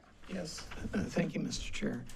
This is very quick, and again, as I mentioned in the last speaking, this is not a criticism to anyone, but just a formal request on my part to evaluate how some of the data that I saw in the legal billing, and as some people have indicated, some people, the residents think something's done politically motivated, could be or not. But I'm looking at the facts as what I saw and what in the distribution. And what I think might be helpful for us is to have somebody from an outside firm take a look at the same data that we've looked at and see if they have any suggestions of perhaps a better protocol or better way of looking at things. And there was some inconsistencies, minor, but some that I did note and I had no answer for, and the people I've talked to here, they had no answer. So what I'm asking tonight from the board is to have somebody from the outside come in and take a look at the way we do business or have done business concerning the illegal billing. And I'm not sure if that has to come, I would imagine, in a motion, but that's where I'm at. I'd like some other, outside of us, somebody totally independent to take a look at how we have done the procedures up to this date and time. And I'm open for discussions on that. Perhaps, thank you, Trustee Pratt. Could there be a session where maybe we have some, like a way to not have a quorum, and maybe have some coffee and have some discussion and maybe break some bread together and talk on our own time rather than expending any expenditures to pay somebody to review, to see perhaps maybe if we could come together. I understand what you're saying. I just wonder if there could be any dialogue while we're not in a public place to maybe get together to talk about ideas.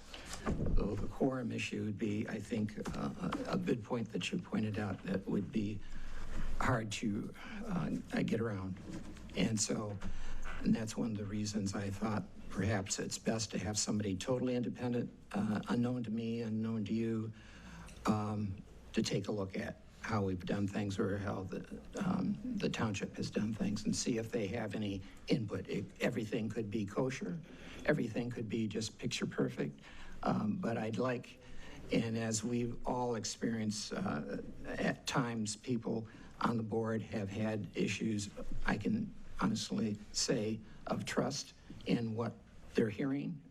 And so this would be a way around that. And it would be an expense, but I think an expense that would be, as we had to earlier in this term, bring in somebody to look at some serious things. This would not be on that level. But again, we think we could, once this is over, we could all go on thinking and knowing that an independent spokesperson, consultant, has taken a look at it and has given his or her blessing toward our actions here. Thank you, Trustee Pratt. Trustee Cherry? I do have a question. I'll go around to everybody and then I'll try to remember it. I guess, would there be a point of a workshop? If we held a workshop with one another, would we not break quorum if it was a workshop? If you had a committee, like you're more, less than a quorum. I will say I brought 6 months of bills today, okay? Everyone has 6 months of bills. You can look at everything we've done since end of the year, last year. Could that be a policy formation committee, essentially? You can have a legal services committee. You have committees. You have committees that recommend on hiring people. You have committees that recommend on other things. That committee could come back and report to the whole board. If you want a presentation from us about our bills or how we bill or who we're billing to, I just am asking again, could you please tell me who can give me work and don't hang me out for doing work with nobody telling me who can give me work. It's unfair. We've been your attorneys for over 40 years, and we are just following the policy as we understand it. So if we do not understand it, could you please adopt a motion by the board to tell me who can assign us work? I have emails from you, Trustee Pratt. You sent it to me again today by certified mail. I haven't answered you because she sends me an email and I can't answer that one. Who can I answer? Who can assign me work? You copied Scott Hess. Does that mean Scott says, yes, do it? What if she copies Scott Hess? Does that mean I just don't know. I'm not trying to be disrespectful or in any way difficult. I'm just asking, please, here's my bills, here's 6 months of bills, you all got a copy of it. This is why I'm not answering questions, is because I don't know if I should. Thank you, Counsel. Thank you. Mr. Chair, could I respond briefly to that? And Attorney Kaufman makes an excellent point, and she is, I realize, in buying here, and I apologize for any actions that I have if she feels she's more in a bind. The reason I CC'd Superintendent Hess is he, according to the contractual obligations, that's within his contract. It's been there for years and years. And so I just I got permission from him before I approached you. And so I just wanted to let him know, okay, I sent it out and there it is. But again, your question is legitimate. And but I have a further question, but until that point, I'd like to just say, before this term, how it was done. My assumption is that Superintendent Hess was notified verbally or something that somebody needed to contact you. Am I wrong in that? Sometimes it came from Scott, sometimes it came directly from other board members. It didn't always come through Scott. No. Within the office sphere, I understand that whatever the working relationship. Oh, one second. Can we cut the chatter, please? Thank you very much. The phone calls did not always come directly with Scott's permission or through Scott. Okay, sometimes people called me on their own. I answered those questions. I answered questions from the Planning Commission chair. I answered questions from staff. So this is why I'm asking if there's a policy that I am unaware of, could I please be made aware of it? Permission to speak. I was gonna, Trustee Cherry, did you have anything yet? You were still thinking? I did not. Okay. Treasurer Bloomfield? Correct me if I'm wrong, legal counsel, but this board runs the township, not the superintendent. You work for this board. Is that correct? Well, he has been assigned a number of duties under law. One of those duties is to be in charge or make decisions about vendors or contractors. Our law firm is a vendor or a contractor. The only thing I do not know is, has this board in some previous iteration said that only he can contact me or only he can allow other people to contact me? I do not know that. I've been your attorney since 2015. I don't know that. So now, since this has raised to the level of incredulousness, I'm asking for someone to please tell me if that is the rule. And if so, what if someone just copies him on an email to me and I don't know if he's blessed it? Some people send me emails, I'm supposed to answer those. Some people send me emails, I can't answer those. I do not know the line. Please tell me the line. Please. Treasurer Bloomfield? I don't think you quite answered my question. Who runs the township? Is the board, does the superintendent govern this board? Or does the board govern him? The board, he is the board's employee, but you have assigned duties. The previous board has assigned duties to him that by law have been delegated to him.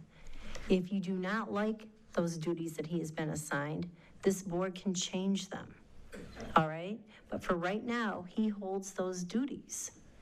And so for right now, he's in charge of contractors. Can I just comment on this? I originally brought this up because part of my contract is, and my duty is to inform the board when the budget is starting to get off. So when Attorney Kaufman mentions the Planning Commission, she mentions ordinance, they have solid budgets. And I monitor those budgets as I monitor, but when the general budget is starting to go over, I brought this to the board that this is going up and up and up, and we need to do something.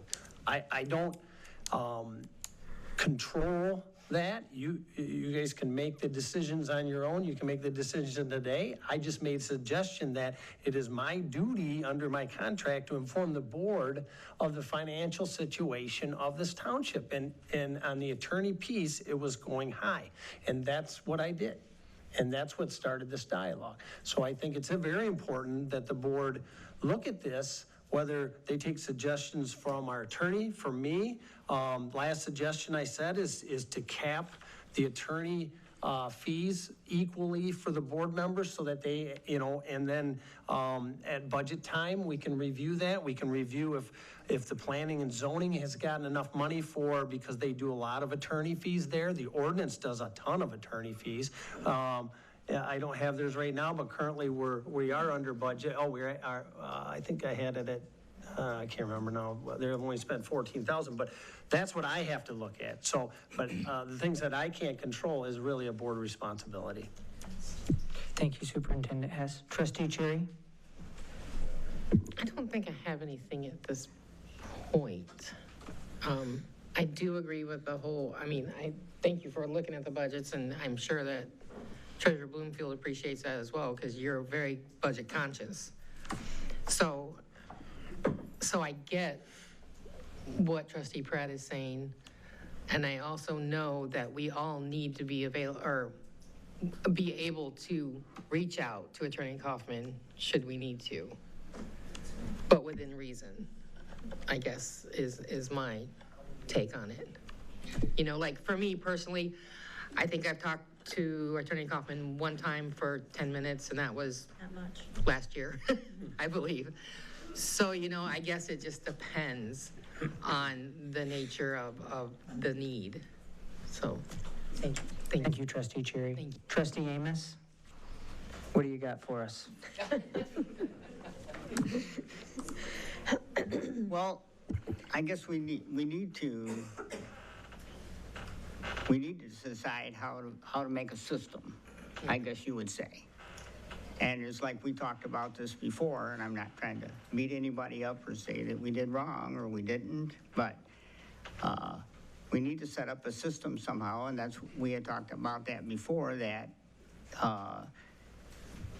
who has permission and who hasn't. It's just that simple, I guess. And if you're not on this list, then you need to go to either supervisor or the superintendent and ask for permission.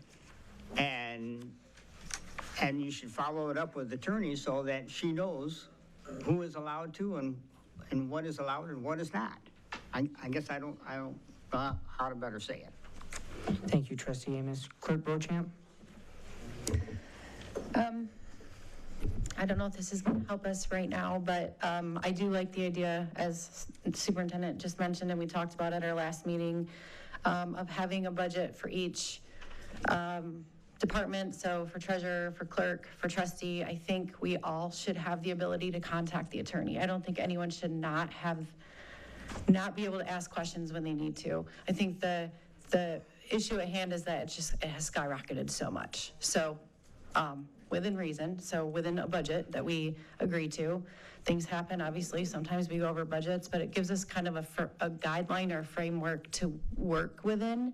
And if we go that route, it would be in next year's budget. So obviously that doesn't answer the attorney's question tonight, who can contact the attorney, but I think we could look at that and not restrict anybody. I mean, not restrict, but kind of give guidelines for everybody. Thank you, Clerk Beauchamp. Trustee MacGyver? Well, that sounds like a plausible idea. I've been thinking, you know, each department has a head. Each department has a budget, right? And they have, the budget has what they can spend on attorney fees or meetings or whatever. So as not to inhibit anybody quickly getting advice they need from Attorney Kaufman, I should think it would be reasonable for Supervisor, Martin, sorry. You have your own budget on legal stuff, don't you? I'm not opposed of it. I just, like a moratorium, when I got elected, how do you plan for a commit, like, so where would the funds be allocated or the budget? Does, you know, if you have your office, but then you're on a committee that you're serving to do other work, do you have a ancillary budget for committees? And so board members have a one across the line. And then if you serve on a committee, then you need legal help. Where does that go into the budget? And then I guess unforeseeables. I know you can do budget adjustments. So I did bring a resolution the first meeting. It didn't work, but respectfully, I respected everybody's opinion on being able to talk to council. Last board meeting, I brought a resolution that one didn't pass, and some of us thought more people should talk to the attorney, and some of us thought less people. And I see all sides of it. I do understand a funnel of communication, but then I also understand that maybe somebody may not want to reach out to somebody else for their own legal advice. I think this would be a great workshop topic to learn, and I'm not quite sure what the answer is here, but I think we desperately need to get council some answers so we can move forward.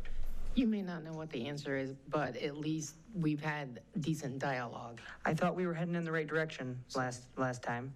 It's a work in progress. Salt and pepper, maybe, little, but, you know, maybe, this seems to be a long conversation, and I don't know how we could really hammer down if there was a committee that were formed to look into it. Maybe that committee could be tasked with doing research to look into other good, well-functioning municipalities, and then they do homework and then they present that back.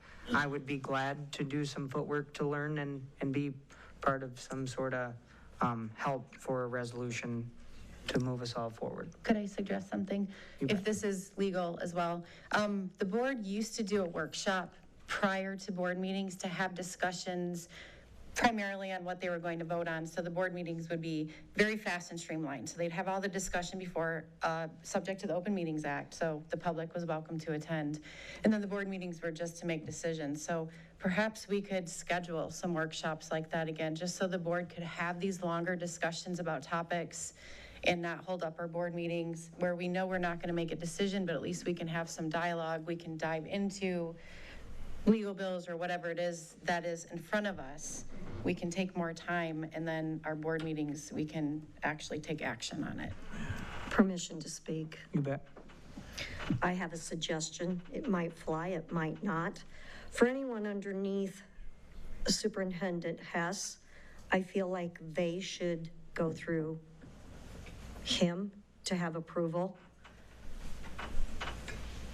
to use legal counsel. As far as any of us here elected, I don't believe we should. As far as our deputies, I think before they ever should be able to use legal counsel, it should come through those of us that have appointed them. Could it also, they go through you, but then you go to the attorney as well? Correct. Instead? Okay. It'd be just a chain of command, and that way Scott still has control over all of his employees, whether or not he's giving them permission or he does it for them. Right. I mean, I think we're moving forward at that point and giving her an answer, at least tonight.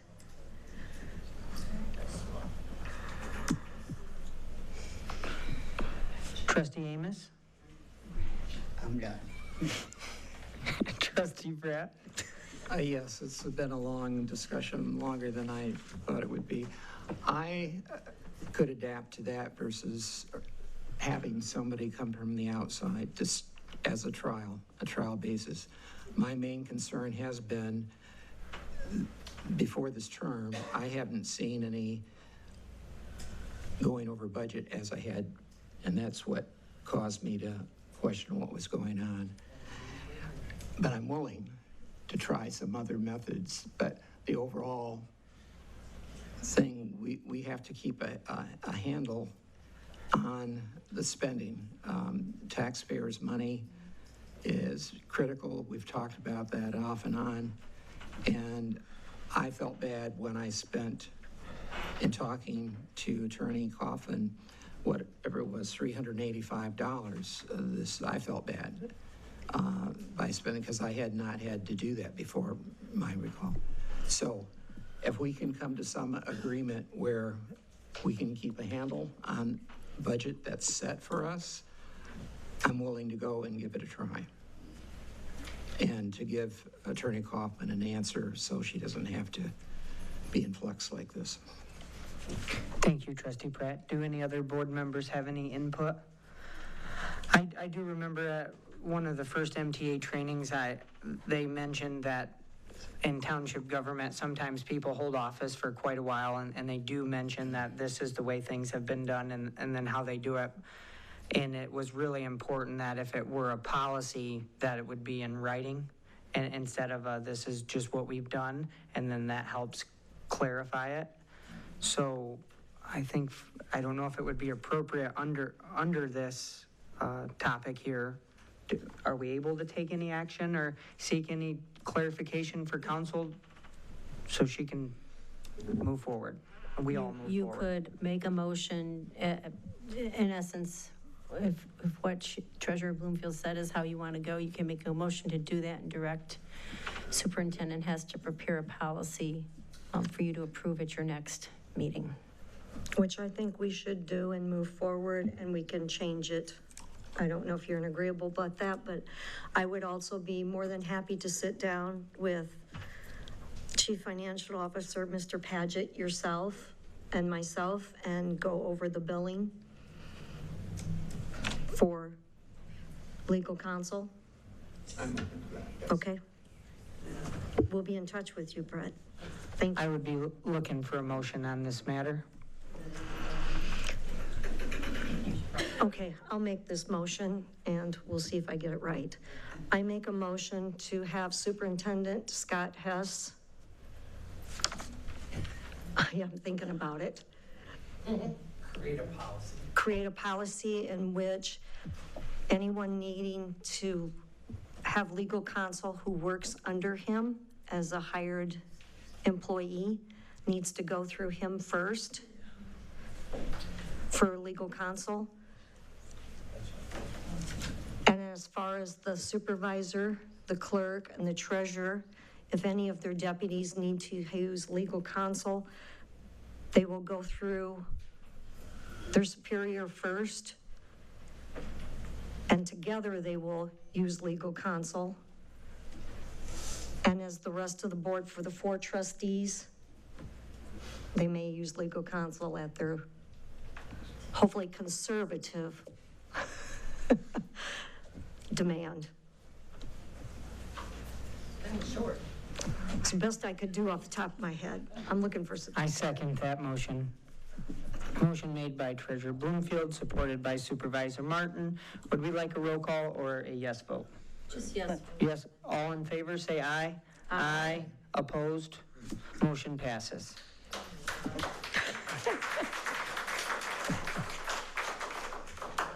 Moving along to the moratorium discussion. Trustee Pratt. Thank you, Mr. Chair. At the last meeting that I observed, I think it was a group meeting concerning the moratorium, there were some suggestions made in going at a different route. I think it was discussion. It went from being our current moratorium best went from agricultural to limited manufacturing, and then it was to a multi-phase thing, and the discussion was ongoing still, with no definites there. And I think a couple of the commissioners spoke about that, seemingly going in circles. So what tonight I wanted to bring up for, as Attorney Kaufman had indicated in a recent email, is that since this process on the best thing, it's with the current commissioners, it's been approximately two years in everything, counting the past commissioners and counting current commissioners. And so I wanted to bring up for discussion at tonight's meeting the possibility of bringing the entire thing out of moratorium at this point in time. And so I want to hear a discussion on that and input from the board members. Thank you. I would like to share with the Comstock Public Schools from the school superintendent. At 3 p.m. on Thursday, August 7, 2025, I met with Glenn Cates of CTC Engineering, located in Ann Arbor, Michigan. The purpose of our meeting was to review his firm's district-commissioned risk analysis report of the proposed 400-megawatt battery energy storage system, also known as BESS. The report, succinct, only 5 pages, and he provided it to me before the meeting, leading to a brief discussion. The proposed site for the BESS location is adjacent to the STEM Academy construction site at 7641 East Main Street, Kalamazoo, Michigan, 49048. Mr. Cates noted that the proposed project was the best designed BESS he'd ever seen. However, in his opinion, it is too close to the school currently under construction. Given the nature of the proposed project design, if something were to go wrong, the incident should be contained. However, if the incident were not contained, it would become a big problem. Mr. Cates mentioned tornadoes, lightning, vandalism, and eco-terrorism as a major concern or threats to the BESS. He also stated that he supports BESS as a source of alternative energy if the proposed site were 1 mile down the road. He'd have no issue with the project. The large amount of contained energy was the source of his concern. If there is an issue with the Jaguar substation, it can be addressed quickly by shutting down the power to the facility. However, there is no such option for a BESS. Given Mr. Cates' clear and definitive report, I urge the board to take the official position opposing the construction of the BESS project and notify local township officials of that decision. It's a great day to be a Colt. Dr. T. And so in 2 weeks, the school will take a vote and they will have a stance. I talked to the school superintendent this morning, and he believes that it will be a unanimous vote that the school district is opposed of the location. And due to chairing the moratorium committee and then working with the planning commission, we've listened to the concerns of the residents, and that's why we have been entertaining and listening to other ideas for other zoning and districts as well as overlay districts. So I believe that we are working at the best pace that we can. It's a lot of information. We've ran reports on different zones with different parcel sizes, so we know parcels and zoning and acreage. And I believe that as the moratorium committee is working in conjunction at times, multiple meetings with the planning commission, I believe that we're trying with as good due diligence as we can to move the puck down the ice. Treasurer Bloomfield? At this time, I'd like to ask legal counsel to go over the good things that have come out of the moratorium and the planning commission and the changes that we have made so far to this ordinance, which were lacking in the last ordinance. I hope that you fully understand so far the work we've done. So I'm going to let her go over that. I'm just going to speak from the top of my head. We have had several meetings with the moratorium committee, with the planning commission. First things we did talk about were some things we know are weaknesses in the ordinance just from understanding that many of the utility companies or the developers do not want to pull building permits because there's a subsection in the state construction code that says that utilities don't have to pull building permits. So we had a lot of triggers in our ordinances that the developers had to do things when they came to pull building permits. So we had to change emergency response plan, hazardous response plan, decommissioning agreement. We changed when those would trigger. We received an email from the company's attorney he sent to me that said they are waiting, they would like us before doing anything to wait and see what that report the schools get. And there was some other thing they wanted us to wait on before we made any recommendations from the subcommittee or the moratorium committee. But what the Planning Commission and the Moratorium Committee have done is start to look at other options, whether we do an overlay district, whether we've looked at permitted use in the industrial with setbacks of certain distances if there's any residential use around. And they've looked at going to an overlay district in a different part of the township where there's large agricultural parcels in close proximity to each other. And all this was just discussed recently. No, there's been no action taken yet, but there's been a lot of work done. So we've gone through the whole ordinance. We've made some changes that we think need to be changed to make sure there's as much protection as possible for if and when a project comes, when the obligations of the developer would trigger, and then also where this might be appropriate, hearing the concerns, and then additional setbacks from what we've tentatively called sensitive land uses or something else like that, schools, churches, not necessarily churches, schools, hospitals, adult nursing homes, adult care facilities, things like that. There might be even additional setbacks. So that's what we've worked on so far. I think we have another meeting on the 28th. That is correct.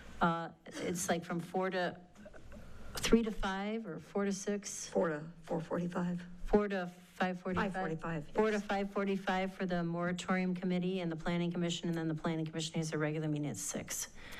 So this has been ongoing work. I may have missed something. I may have. I'm sorry if I did. The things that I felt were really important that the last ordinance did not address was there was no trigger mechanism for us to get paid. The community host agreement, you mean, or? Yes. Yeah, so we've learned some things since the last ordinance was developed. We, in our law firm, have learned some things because we have these projects going all over the state, and we did make some recommendations we thought were important to maybe if we're gonna make some changes, if we do, that we fold these things in. And the other thing was a surety bond for decommissioning to make sure that if something did go wrong, that the funds were there to do a cleanup. So we need to have not just a decommissioning plan, but we need to have an agreement. We need it reduced to writing, and that has to be done very shortly after the special use approval is granted, if it goes this way. Because these companies, once they get their approval from the municipality, sometimes they flip over and they close and they sell that project within a week or two. So we need to make sure that if we're gonna do this, we have a decommissioning agreement that's executed at the time of the special use approval that will bind any heirs or successors or assigns so that we are not losing the authority to require decommissioning. And we want, it's because of Public Act, I'm sorry, this is so boring for everybody in the world, because of Public Act 234, which says you can no longer revoke a special use approval on a large renewable energy project if the developer has broken ground and spent more than $10,000. We have to get these agreements now and just not have, we can't rely on our special use approval anymore. Because all they have to do is put in some roads and they've hit their $10,000 investment. So there's some things that have changed and we've learned over the last couple of years that we've made some recommendations. Whether that goes through or not, I can't say. And I would like to make a note that during our presentation with Robert Thaw, the first moratorium committee meeting, he said that it was prudent that we are in a moratorium, and that he recommended that even if we do develop an ordinance due to the ongoing litigation, that we hold that ordinance before we release it, so we can see how things are playing out. Just to clarify, there is ongoing litigation. Many of you may have heard about it. Several, over 70 municipalities have sued the Michigan Public Service Commission in terms of the MPSC's implementation of Public Act 233. So there's some questions in that regarding overlay districts and everything, but since we're not doing a compatible renewable energy ordinance, we're doing a workable ordinance, we could do an overlay. I think that's it. Trustee MacGyver, do you have anything for us? Wow. Yeah,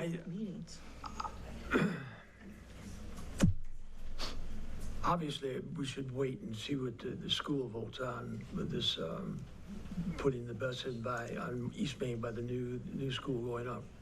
That would be my guess. But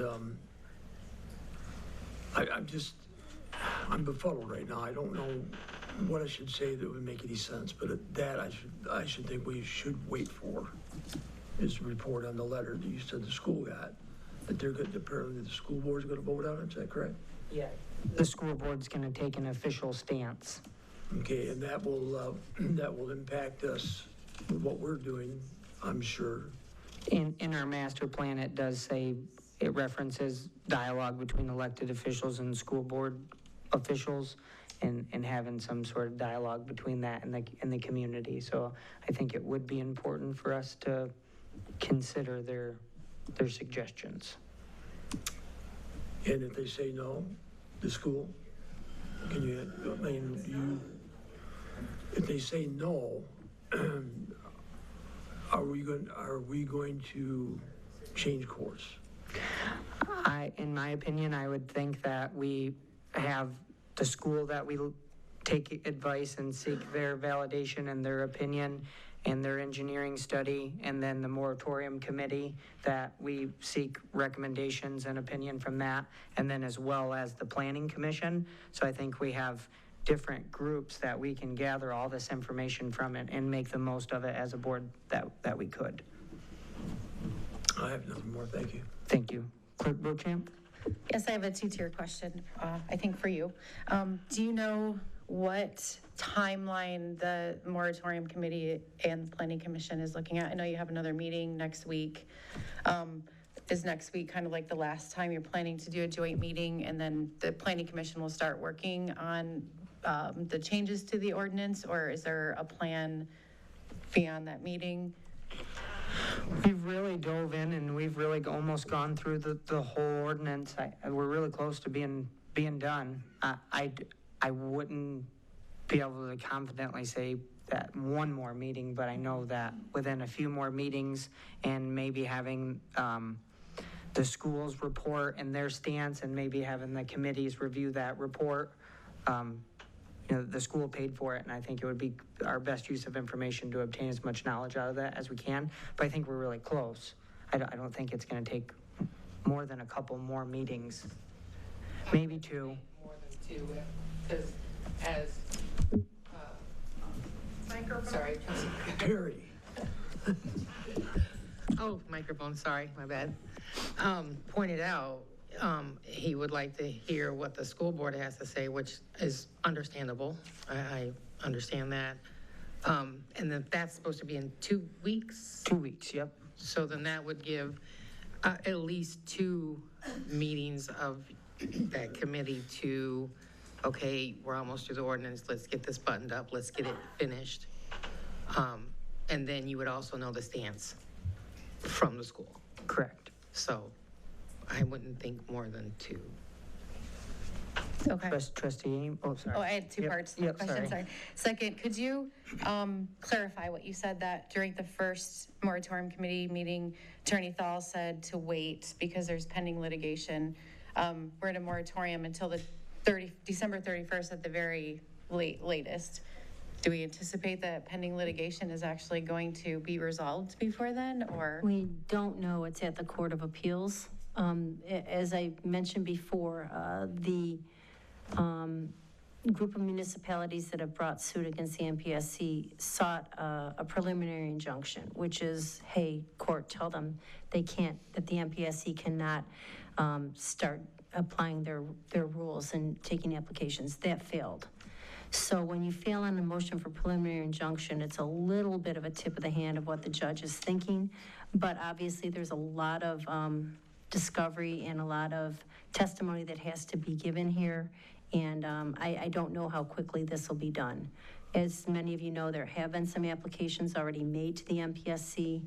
The first one came back with many pages of comments and revisions required. I thought that was interesting, and then we got an email from the company saying, hey, we want to go through you. We want to go through the township. That is our preference. So I think maybe the word's getting out in the community that the MPSC is not going to be a walk in the park. It's going to be a very rigorous review. I don't know. That's just my guess. So the other thing I wanted to mention is I did check with Eagle to see if there's money left for the RRCA grants. They're almost down with their first trench of money, but I gave you all an email from Ian O'Leary at Eagle that they're getting $90 additional million allocated, and that should come fairly soon. He said in the email, even if the money's not allocated, people who meet the criteria can file their applications and they'll go on a list. I've personally spoken to him 3 times in the last 2 weeks for different clients that have applied. I have a professional relationship with him. I'm happy to intercede with this township should we run out of money in the first trench and we have to be put on a waiting list for the second. Any further questions? That's all I had, thank you. Thank you. Trustee Pratt? Yes, just a couple. And I don't want to undercut all of the good work that has happened, and because I've observed on the public, through the public media, the work that has been accomplished.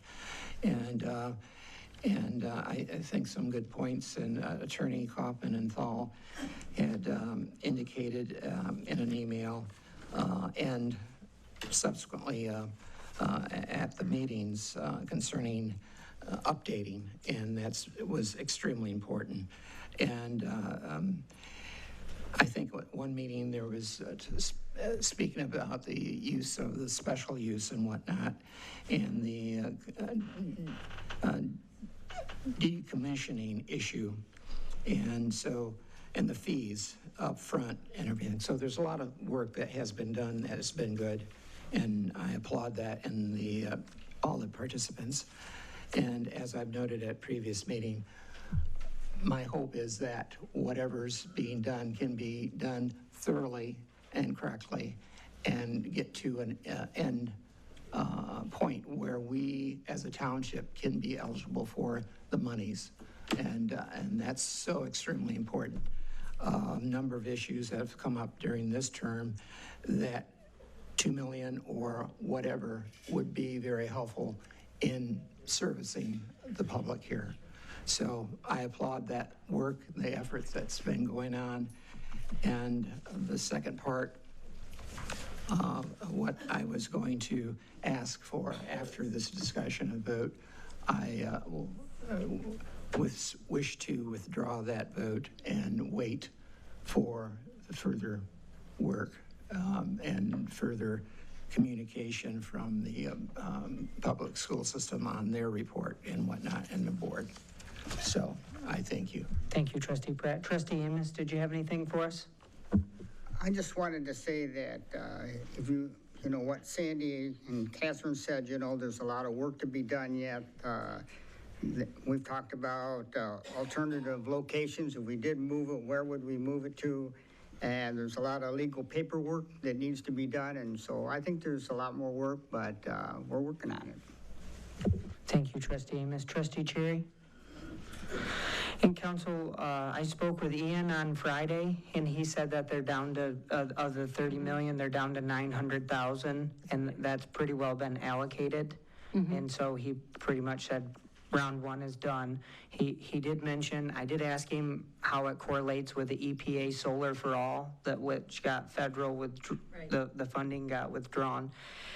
He said that at one point that he didn't think that funding would be available to be touched, and then it was taken. And so on what they would call, was it RCA or RRCA funding 2.0, the $90 million, he thinks that the language is a little bit stronger, but it's held up in the state government right now.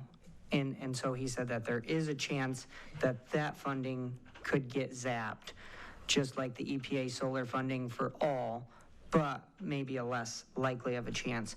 And then we mentioned, I did mention to him about building permits and the utility law, and he told me that he's familiar with a lot of them that have agreed to the municipalities to get building permits. And then the other one was Otsego County's Health Department took a stance.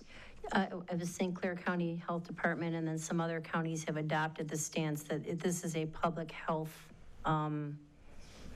it's a negative to public health, or it harms public health. I personally am not sure how that position will stand up in court. We did look for the case from Otsego County where the local judge, the circuit court judge in Otsego County, said the municipalities do not have to comply with Public Act 233. And that was pulled. I will be talking, as I said, I talk every other Friday with the staff at the Graham Sustainability Institute. I am a consultant to them, and we will discuss that case coming up. So I don't know the answer about Otsego County yet, but even though there's counties that are adopting resolutions that it's a impact to public health, I'm not sure that would stand up in court, but it is out there at this moment in time. Thank you. Any other board members, any comments, questions?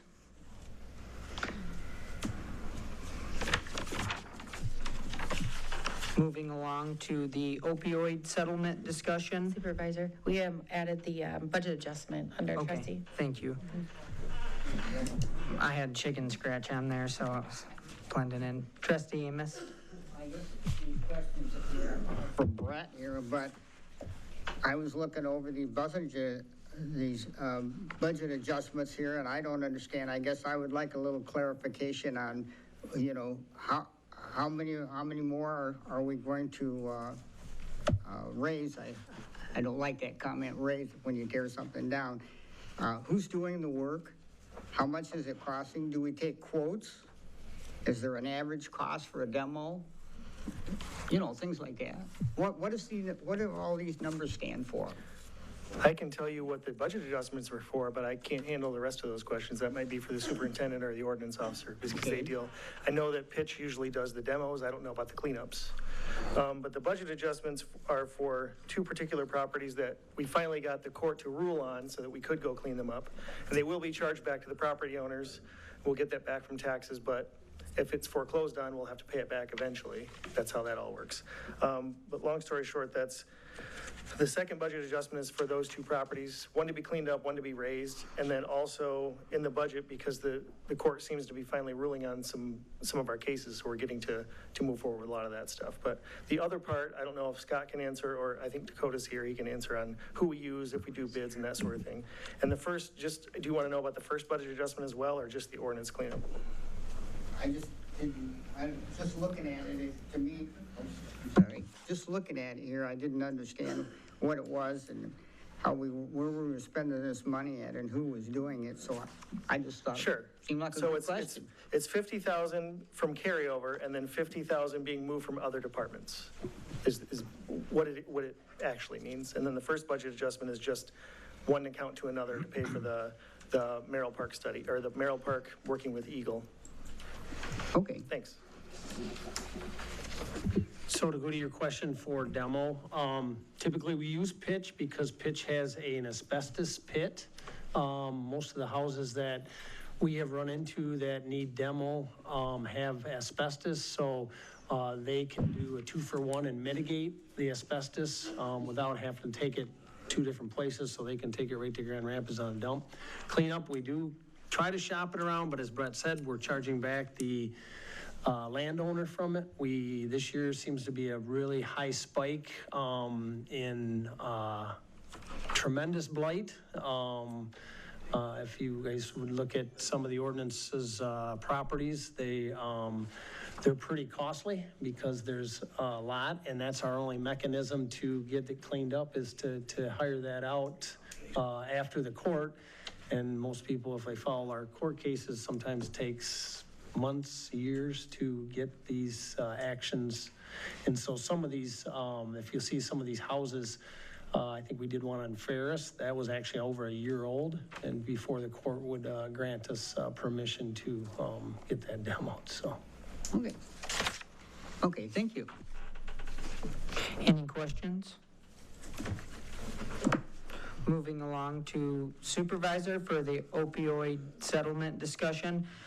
I received quite a bit of emails, and it had lots of different company names as far as the Purdue Sackler and different agreements. And I spoke with the Assistant Attorney General, Matt Walker, and he informed me that the township has 8 in total from previous years. Well, it's more than that. It all depends, because we piggyback, I think, with the county on some of these. But as of right now, our grand total is about $16,553.48, not counting the one that we just got that's due, if we, is the 25th of September was the due date on those. Typically, I will get with the county. This opioid settlement, just to give you an education on it, is the reason we're still sitting on these funds is because there's a lot of restriction on what you can and cannot do with the funds. So a lot of municipalities kind of sat back and looked at, okay, do we allocate these funds with the county and merge and let the county handle these for different programs to help addiction, care, all that. And then they do have some caveats in there for our first responders, our fire department, that we can utilize. So Matt and I have been looking at if there is something that we can utilize through our fire department local, we'd like to do that first. If not, you know, we may have to partner with the county or, you know, even like a nonprofit to distribute these. So these are restricted uses of funds. And my question was, he told me that the 2019 census information that the township has a population over 10,000. If our township has a population over 10,000, it makes us able to join the settlement. It's either a county, something else, or a population of over 10,000. And so he said that as of now, we have a total in their system direct of 8 total, and it would be 51,000 total to date to 2040 without including this one, which is the newest one, the Purdue Sackler, which would be over 15 years, we would get 5,186. And over the last 4 years, there was 12 to 13 different settlements. And so then there's another settlement from a generic manufacturer that's coming up. So then that was through joining the settlement separately. But then I received correspondence from the Kalamazoo County Foundation, Community Foundation, and that looked like it was a grant. So my question is if you, with a population of over 10,000, if you join the settlement directly, are you also able to get a grant that's dished out from the county?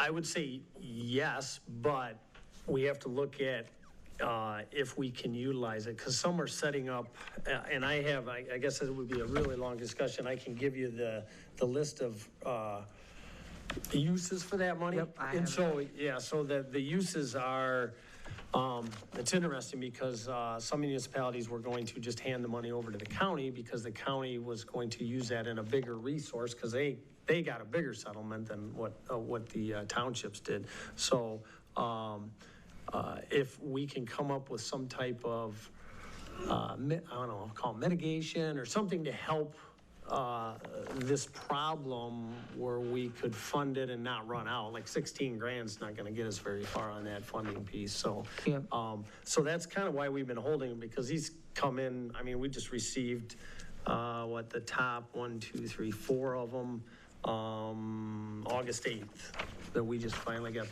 the settlements from then. Those were TIVA, CVS, Allergen, and Distributor Payment 5. So that was probably a previous distributorship, so. And my main question with that is does our board develop a resolution that approves them as they come in, or do you have to develop a resolution to join for each one? As customary, all the municipalities just joined them. I think there was a big, prior to you, at the supervisors said if the money's out there to help, then we just. So it doesn't require a board vote resolution? Unless you want to, but in my practice, most municipalities just join the class action. But if you wanted to adopt a resolution authorizing Scott Hess to, upon receipt of any type of class action participation for an opioid settlement, he could pursue it and authorize it and sign off and pursue the monies. You could do that as well. Yeah. I think that's what he's been doing, but if you wanted to make it a formal motion so that it's all clear and everyone understands, you could do that. Yeah, I just didn't know if other ones came through, if we just kept on. We do, yeah. MTA, they kind of took this under their arm at the first one we got, because, you look at it and it goes, is this a spam or something coming through, and the MTA actually had a small webinar on it, and basically said, please, they were begging all the municipalities to sign up. All that money went away, so all the locals just kept signing up. So, the money isn't costing us anything. Only thing is, it is restricted, but those are things that, I think if we get a big enough pot, we can decide what to do with that money. And then at some point, our board could inform the community what we would do with those funds to make a positive impact. And then I guess my question was just to seek clarification of joining the settlement compared to the grant. There was kind of like two things going on. I don't know the answer to that. I'll defer to Scott. And I don't really know the grant piece to it. If there's a dollar amount attached to the grant that you have to match or things like that. Typically, sometimes grants have match. I'm not sure about what the county has on that, so. That's all I had for that. Okay. Moving along to finance, the 2025 millage rate discussion.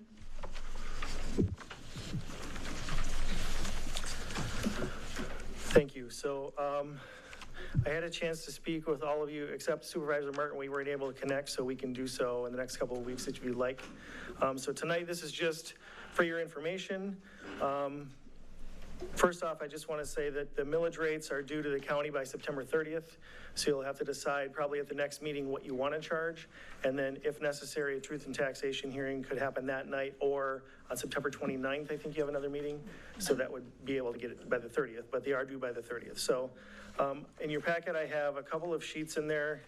And I won't go over them in length now because it's late and you might fall asleep. But if you just look at the first page, where it says millage rate reduction fraction calculations worksheet.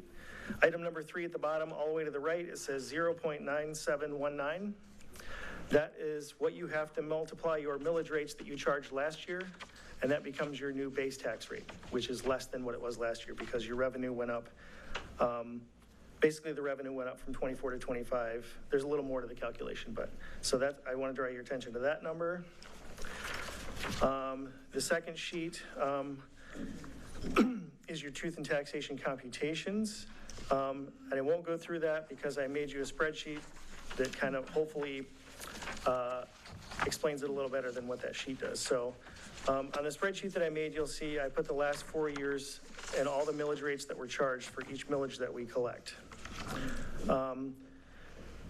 Under where it says current on the right, that's the maximum allowable millage rate that you can charge for each of those millages. Now, obviously, we don't need 11.284 mills in Comstock Township. That would be way overkill. What you levied last year was 5.5717 added all between those millages.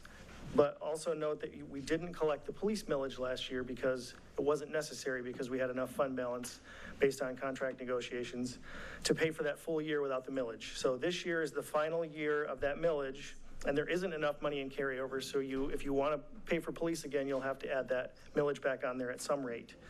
I suggest you can charge up to 1 mil, 0.6 mils will cover what we pay the county. In the far right column is, I put proposed 25, it's not really proposed, it's just what I think we should be charging, I guess.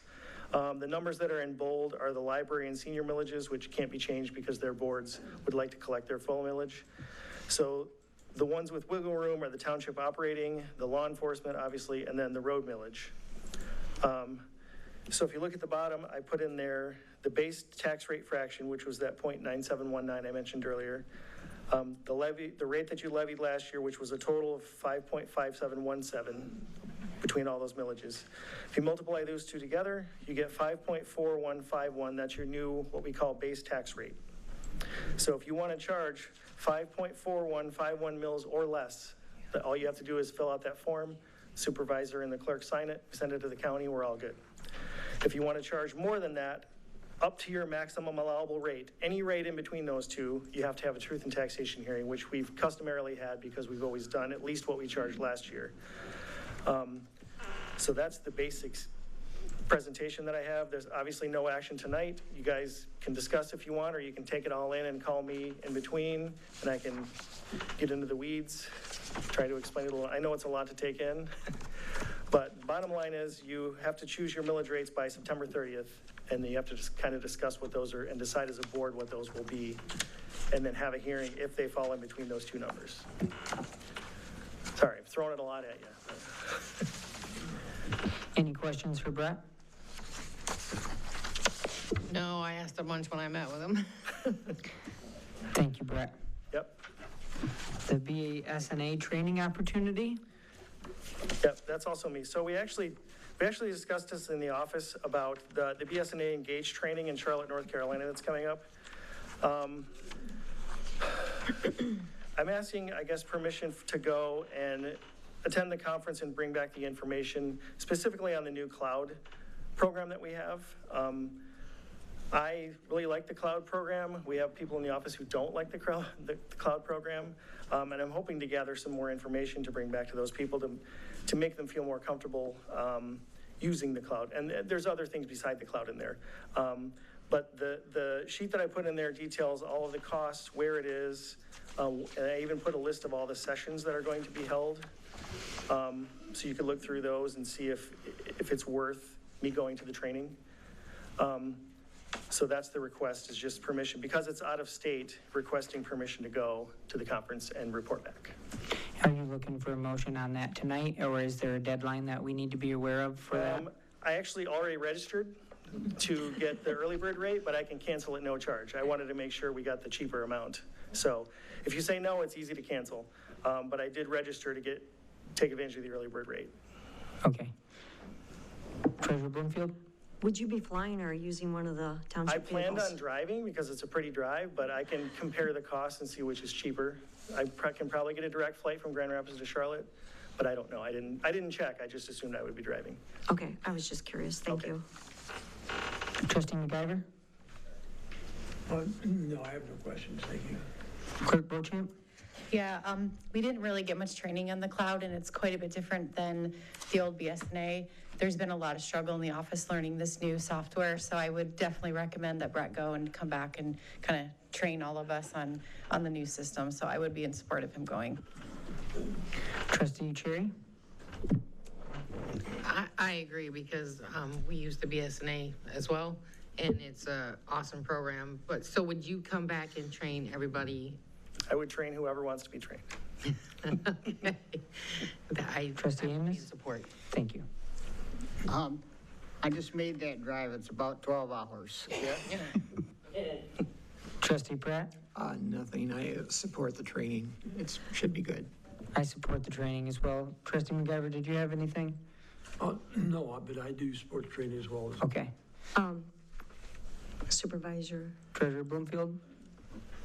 Brett, is there anybody else that could go if they wanted to go? That would be up to the board. I think anybody could go. Is there a discount for the more people you take? Do you know? Unfortunately not. There is for the professional development for MTA, but not for this. Okay. All right. Thank you. You're welcome. Anything else from anybody? So should we make a motion tonight so we can Yeah, sure. have him move forward? Be looking for a motion to approve the BSNA training opportunity for Brett to attend. I move that we approve Brett's attendance to the BSNA Annual Customer Conference to be held in Charlotte, North Carolina from October 6th to 9th. Support. Motion made by Clerk Bochamp, supported by Trustee Pratt. All in favor, say aye. Aye. Opposed? Motion passes. Thank you. Thank you, Brett. Superintendent Ordinance Enforcement Report. Yeah, actually, I'm going to let my ordinance gentleman give their report so he can kind of give you guys an update on what he's doing in the community. Good evening. All right. So in July, we had our first coffee and codes. I might be a little biased, but I think it was pretty successful. There was 2 of us there, including myself and Casey. So we're gonna run it 2 more months. If people don't show up, then we'll stop doing that. As if nobody shows up, there's no point of having Casey and I just sit here. So for July, I had 21 court appearances, which is a lot. Only wrote 3 citations. I gave about 9 warnings. I had 31 complaints, 2 of those being noise, 6 of them for vehicles either parked in the grass or no tags, no plates. 2 for trailers, 11 for litter, and out of those complaints, out of those 31, I found no violations out of 10 of them.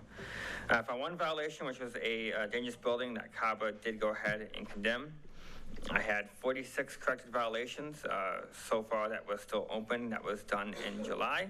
And we did clean up 3 properties. All 3 of these properties were public properties, and they've cleaned up several times. One of them I'm continuously picking up. It's a daily thing. I go out there in the morning, I spend about a half hour, I pick it up, and then I'm back there the very next day. I do only have 9 open cases for this month. I do want to say for July, I just saw a different way that I was sending out my complaints and making contact with people. For comparison, in May, I was still doing it the old way that we've been doing it for a very long time. And my 15-day getting compliance for somebody in 15 days was about 77%, which looking back in past cases or past months, going back to 2020, the average rating was anywhere from 75 to 80%. For July, which my numbers of cases that I had open in July are almost the same as I had back in May, my 15-day compliance is sitting at 94.8%. So I'm getting a lot more compliance out of people with the way that I've been doing it, which is I'm being more detailed in why I'm making contact with them. So again, before you got a generic letter of what the infraction might be, and it lists several things. This one I've been doing, I actually tell you what's wrong, what code it falls under, and what we need to see in order for me to not bug you anymore, which is working very well. A few of the cases I did wrap up. 2 of them did involve me being in contact with both APS and CPS. So both those have been closed down. I did partner with 2 other cases with County Health. Those were both led by County Health. Just the fact that they took place in our district, they wanted me involved. But because it was brought in by them, I let them lead it, and if they need me, I can assist. But usually I'm just there as a face of Comstock because they are operating in Comstock. Both those have been closed as well. You guys have any questions? I can answer anything, whether it be property cleanup, both public or private, or anything else. Any questions for Dakota? Thanks. Make a statement. Yeah, absolutely. Sounds like you're doing a great job. Thanks for, changing things up so people understand why you're there.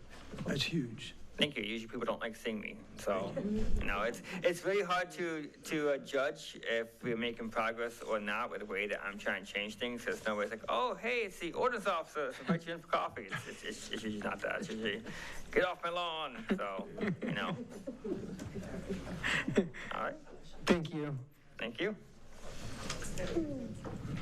Thanks for the reminder.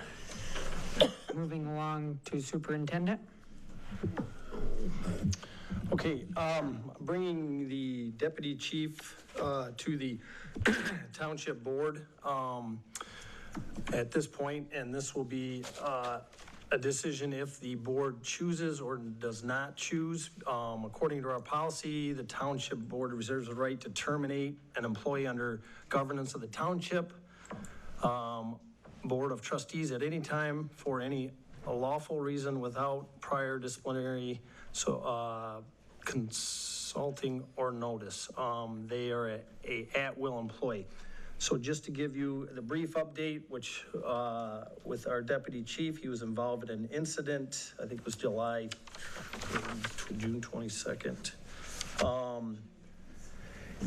After that, I put him on administrative leave, and that was a paid leave until he was charged. And then consulting with our attorney, we put him on unpaid leave. And after that, at that point, I believe he does not have a valid license that would not allow him to proceed in our fire trucks or drive our fire trucks. So at this point, we are just continuing to pay close attention to the situation and the outcome of this case.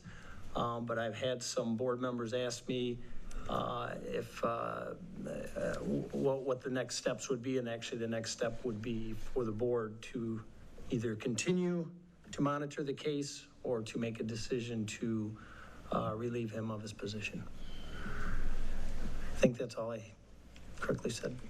Yeah, and you had asked me, Scott, could the board go into closed session to discuss this? However, under the Open Meetings Act, the only way you can go into closed session to discuss a dismissal, suspension, or disciplining of an employee is if that employee asks to go to closed session, and I don't believe Mr. Dyer is here. No, and we had reached out to the chief, and Mr. Dyer refused to present. Okay, thank you.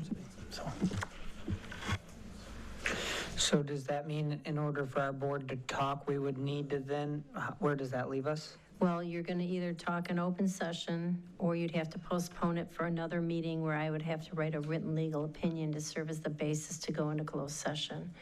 Unless the employee asks for the closed session, we can't go in on our own initiative. I see. So if they don't ask for a closed session, you don't have to go into closed session? No, you cannot go into closed session unless the employee asks for it. Okay. Trustee Cherry? Any comments? So he's on unpaid leave at the moment. So, and our options are just kind of write it out to see what happens with the case, because there's no telling, or dismissal. Correct. And you do not have to give a reason for an at-will employee, so. Right. Just pondering. Trustee Amos? I think we should just wait. Trustee Pratt? Yes, I'm in agreement with that comment. I think that we should wait. Clerk Beauchamp? Questions. Can he perform his job? I know he's on unpaid leave, but is he, without a license, able to do his job again? And I'm going to refer that to the chief, because I would have to refer to him if there's anything that he can do in fulfillment. I know I will read that in our policy under the fire department. There is, give me a minute, certain positions may require the applicant to verification to acceptable driving record or license. So, and that's, I kind of think that's where we're at right now. Yeah, really, there's three factors as far as that goes. Having a valid driver's license, being able to have a valid medical license, and insurability. So the point where we're at now is there hasn't been a conviction. So that's really what, the weight is. There's speculation, and I think some deductive reasoning could take place, but that would be the trigger. So in the meantime, the driver's license is not valid. So if that's not restored, there's no way to continue employment. Based on the level of what has been brought forth so far, there's an insurability potential. So regardless, and maybe we don't know the answer to this, regardless of the conviction, whatever they find, he's not getting his driver's license back to be able to perform his duty, or he could possibly. I'll answer that. At that point, that's speculation, whether, because we're waiting to let the courts decide whatever that is. Just on our insurance side, just to let the board know that our insurance company has restrictions on certain amount of points you have on your license. But anything that is alcohol related, whether it's a felony misdemeanor, if that is convicted at that point, they would be non-insurable to drive the vehicles.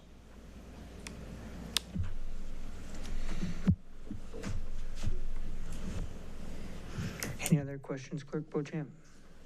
I don't think so. Trustee McIver? I think waiting to see what the courts, I got in trouble with that button. I would think it would be only fair to Mike and anybody involved in this to just wait and see what the outcome should legally be. Thank you.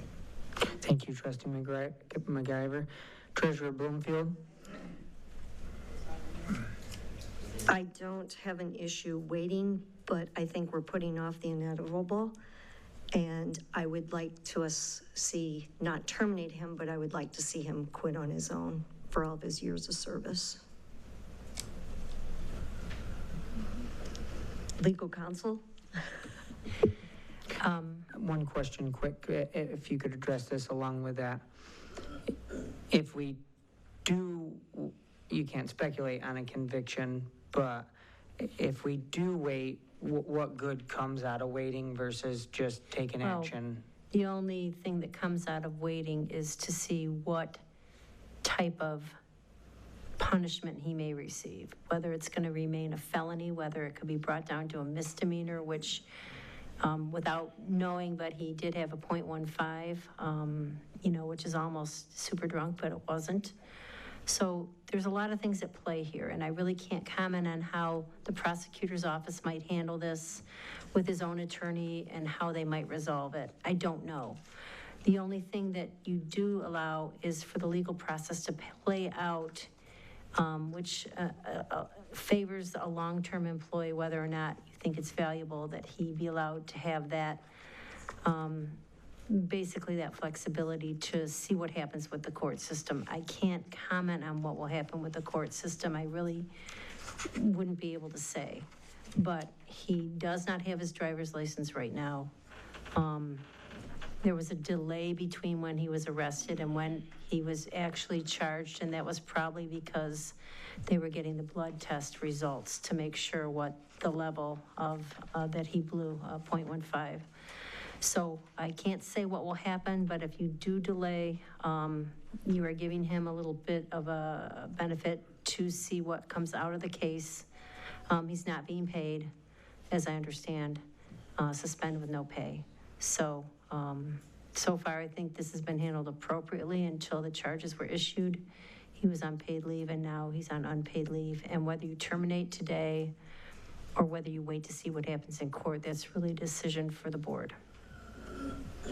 And would there be any instance of a charge that would result in ability to keep a driver's license?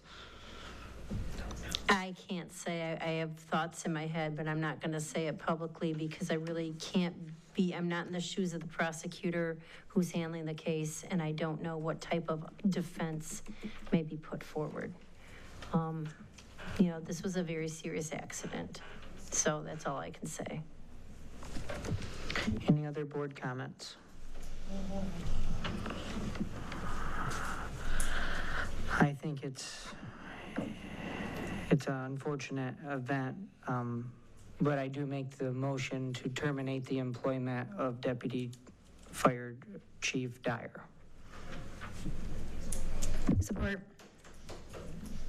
Motion made by Supervisor Martin, supported by Clerk Beauchamp.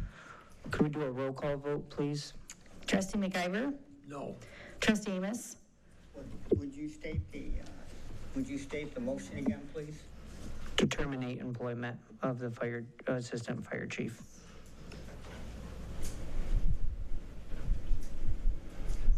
No. Trustee Cherry? No. Clerk Bochamp, yes. Supervisor Martin? Yes. Treasurer Bloomfield? Yes. Trustee Pratt? Yes. I'm sorry, my microphone was on. You Yes. said yes? Okay. Yes. No. Okay, motion failed. Moving along to reports, we have the July 2025 CABA reports. We have the July 2025 Sheriff's reports. We have the July 2025 Fire report, July 2025 Fire Department Public Relations report, cash summary by bank account, July 2025, cash summary by fund, July 2025, bills paid July 23rd through August 14th, 2025. We have informational future action items, such as FOIA requests. We're moving along to public comments. A citizen may state their name and address and may speak only one time for no more than 3 minutes. This time may not be given to another citizen to extend their time. The person speaking has the floor, and no other citizen shall speak during someone else's time.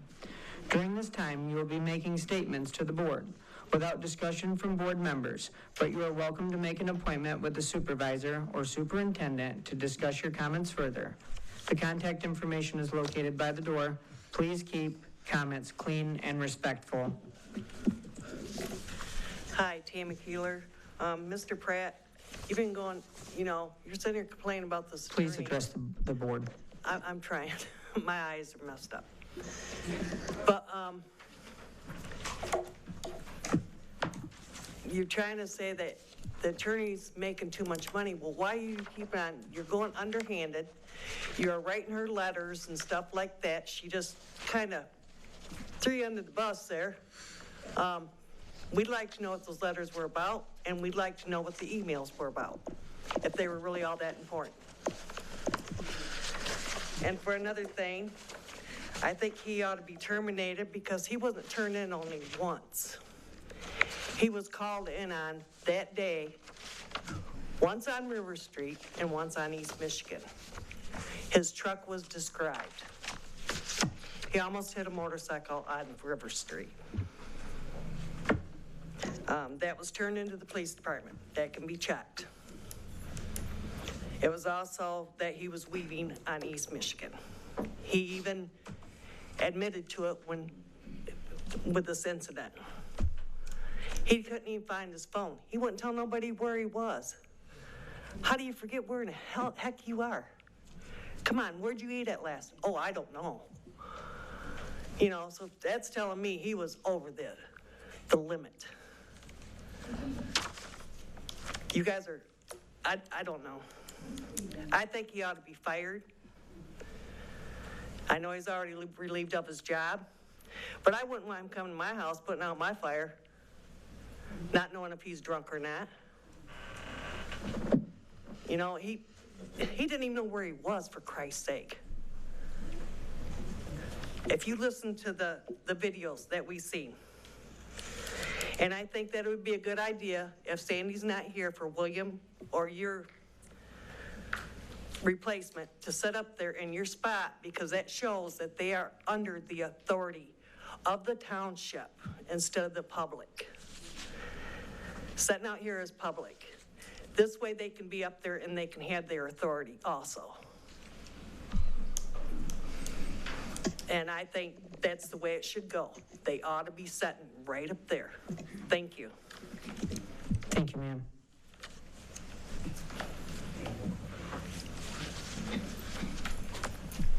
My name is Larry Rabbit. I live at 618 Azuba Avenue, and my comment is actually about the warning system that we do not have. Back in my day, it was called the civil defense. It was called the air raid sirens. It was called many different things, but it had one purpose: to let the public know that there was a danger approaching. And I know a lot of people say, well, we all have phones. Well, okay, we had a storm 2 days ago. No power, no phones have juice. Now who's going to warn you? That phone doesn't work no more. And that means people that need to be warned are no longer given the ability to be warned. And they're sitting in the path of danger. Who's going to help them? Thank you. Thank you, sir.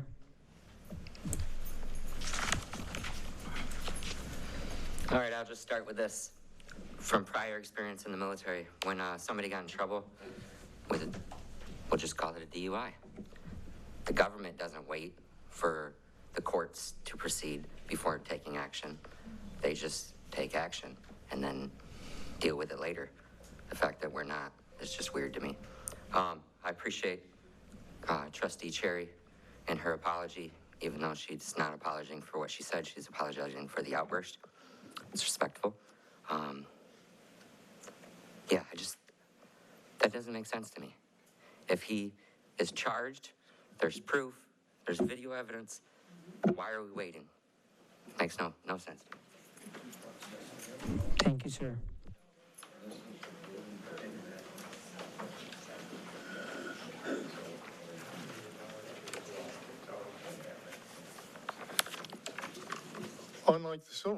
Unlike the military court, civil courts operate differently. And a man is innocent until proven guilty. Circumstantial evidence, there's little doubt about what's going to happen. But by waiting, which I think is a wise decision, you're avoiding a possible future lawsuit against the township. There's prudence in that being prevented. In the military, soldiers don't get to sue the Army or so forth. So I think waiting is a wise move. As far as what Supervisor Martin said earlier about the deputies having the rights and to assist and to serve in their absence, as far as I've read in the law, that is correct. And the deputies can sit at the board table, but they can't vote. However, demeanor is very important, and I think everybody that sits at the board is aware of that. Sometimes it's forgotten. We hear constantly from the audience about transparency. We want more transparency. Well, be transparent about what you want to know about. Ask outright, is this true? And instead of implying things, if you think something is wrong, or you state that something is wrong, bring proof. Show us. Tell us exactly what you're talking about, instead of just implying negative things and disparaging board members or other members of the community. Clerk Beauchamp brought up the workshops ahead of the regular meetings. That used to be a pretty good deal. You have a workshop for an hour ahead of the meeting. It's pretty much open discussions. Ideas were exchanged. And then at the meeting, it was pretty much streamlined. Everybody knew what they were talking about. It also gave you an opportunity to share information over the board packet and so forth. So I would just like to see a whole lot more respect come from the speakers out here, especially those who continually get up here. I'm one of them. More respect for their fellow men. Please, no comments. Yeah, like that. More respect for their fellow man and for decorum in a public meeting. Thank you all. Thank you, sir.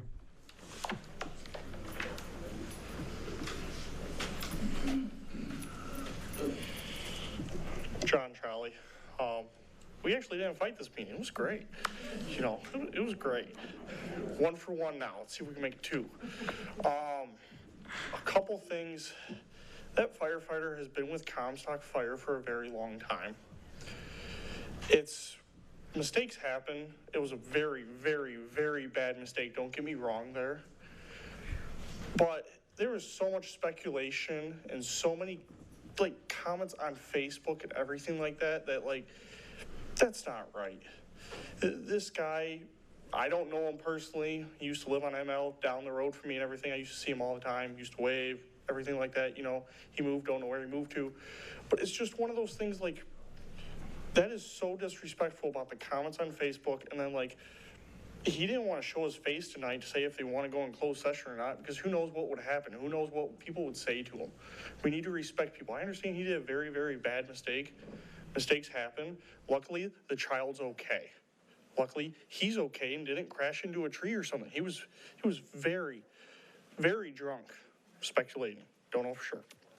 You know, it's one of those things, I see it both ways about, you know, fire him, not fire him. I feel like he should kind of retire or just kind of quit, because he's been with Comstock for so long to have that good on his record that he kind of quit and did not get terminated. You know, it's a bad thing, but it's one of those things, good people make really bad mistakes sometimes. That was a very bad mistake he made. I also think that, you know, the deputies should be able to sit on the boards and everything like that, just in case someone does get sick and everything like that. I got sick a week ago and I couldn't even get out of bed for a week. It sucked. I wasn't at the meeting. You guys fought. I guess I need to be here when I'm sick so no one fights. You know, it's just, I'm glad we kind of got along today and everything. It was a good meeting. I think that we need to, you know, someone said about transparency and everything. I have asked multiple times about the Soil and Friends FOIA request of why it was so, you know, we were only supposed to pay this much, and then it became like $20,000. No one has given me a definitive answer if it was the lawyer or if it was the township that messed up on the estimate. If we could get, you know, kind of transparency on that one question, I think that's a move towards transparency there. So again, it's 9 o'clock at night. It was a pretty long meeting. Let's get home. Thank you, sir. Karen Height. Just a couple of things. Trustee Cherry, thank you for your apology to the community and everything. But I would like you to reflect on how Treasurer Bloomfield felt when you guys went after her. Same kind of thing. So, like everybody has said, get along, work together. As far as the deputy chief, John called it a mistake. I'm sorry, I have a lot of alcoholism in my family, not me. It's not a mistake, it's a choice. He got behind the wheel. He knew he'd had too much to drink. It wasn't a mistake, it was a choice. Under that, with him on unpaid leave, is he still receiving insurance? Because if he's still getting insurance through the township, we're still paying for him. My other thing is on 5441 ML Avenue, the corner of ML and River Street. There's been a lot of tree removal, and they cleaned up the corner per se by taking down all the scrubby trees. That's fine, and it seems to be an ongoing process. However, my thought was that you have to have a building permit whenever you put up a permanent structure. They have put up, and the building permit has to be able to be seen from the road so that anybody driving by, CABA, whoever, can see that building permit from the road. This is what we were told when we built our accessory building. I haven't seen anything there. They built a permanent structure in their backyard, like a canopy thing, but it's wooden, you know, a patio cover. They've also put in a stick-built little accessory building on the property. Are these zoning violations that they're not getting permits and having them put up? And also, they're apparently running some kind of business because now there's no longer trees there, but there's about 15 cars parked there. Is that zoning for commercial or are they residential? These are just questions I'd like to have answered by the next meeting. Thank you. Thank you, ma'am. Any further citizen comments? Before you adjourn, Supervisor, I don't think the budget adjustments got approved or denied. Oh, you're correct. We did not vote on them. Thank you. Thank you. Would be looking for a motion on the budget adjustments. I move that we approve the budget adjustments as presented. Motion made by Clerk Beauchamp, supported by Trustee Amos. All in favor, say aye. Aye. Opposed? Motion passes. Any further public comments? Moving along from public comments to board member comments, Treasurer Bloomfield. I do have a couple of things. Brett and I and Deputy Treasurer Knight met with Sarah Schroer. I hope I said her name right, Brett. She is from the Kalamazoo County Treasurer's Office. And Wednesday, November 12th, from 1 to 6 p.m., she will be here in the township and be available to help anyone who is struggling to pay their property taxes. Brett, do you have anything you'd like to add to that? Sure, you got her name correct. She's the foreclosure prevention specialist, newly hired. It's a new position from the county. And they're trying to reach out to all the townships to meet people where they are rather than having them come to the county. And we decided November, after the election, so November 12th, we're gonna use this front conference room. I think it's gonna be by appointment only. She said the notice, the next delinquent notice that goes out for the third quarter will have all the details on it. But I don't think it's gonna be walk-in, but just wait for the notice, I guess. I think it's gonna be by appointment only, but they're trying to keep people in their homes and give them all of the information they need to prevent foreclosure. That's the idea. Thank you. And I will give her phone number out. I know those of you sitting in here won't remember it, but it will be at least on public access then. 269-384-8350. Again, and that's going to be November 12th from 1 to 6 p.m. and you do need to make an appointment. I am not in favor of pre-board meetings. I feel like that is not transparency for our residents. I hope that we can continue to do what we're doing. I don't think enough residents would come to listen to what we want to talk about early. We need to do it in front of the TV and the public sitting in front of us. Next off, Brett and I and William, the deputy treasurer, have talked about putting our bills online so that the residents may see what your tax dollars are going to. So Brett was brainstorming that one. Do you want to talk about that one, Brett? Thank you. Nothing to report at this time. Still trying to figure out how to do it efficiently and so that it's easy to understand what's going on. So it's still a work in progress. Okay, we will be working on that though, everyone. And then also for the Planning Commission, Thursday the 28th, we start at 4 p.m. for the moratorium. After that, we go into our Planning Commission meeting, and we are working on accessory buildings. So for those of you who want to build a building and pay a little bit more on tax revenue to the township instead of renting a storage unit, this may be a good meeting for you to attend and speak up and say what you'd like for us to accomplish with that. And then also we are working on chickens, more chickens.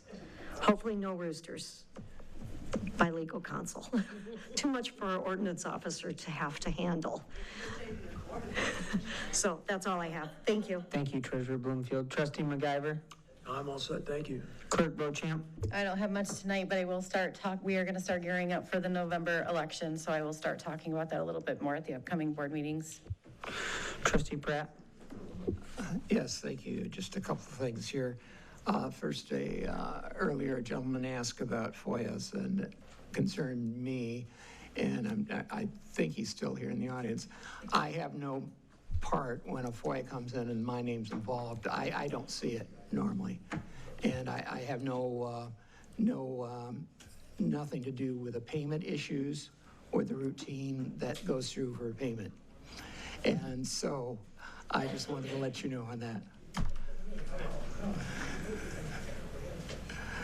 Secondly, I had after our last meeting, a resident and a neighbor of mine had commented concerning the meeting, which he saw on the TV, and she had a recommendation that we might benefit from a consultant that she and her group previously had worked with and found to be very well. So earlier, I just wanted to report, earlier I wrote the name of that consultant out and shared it with the board up here.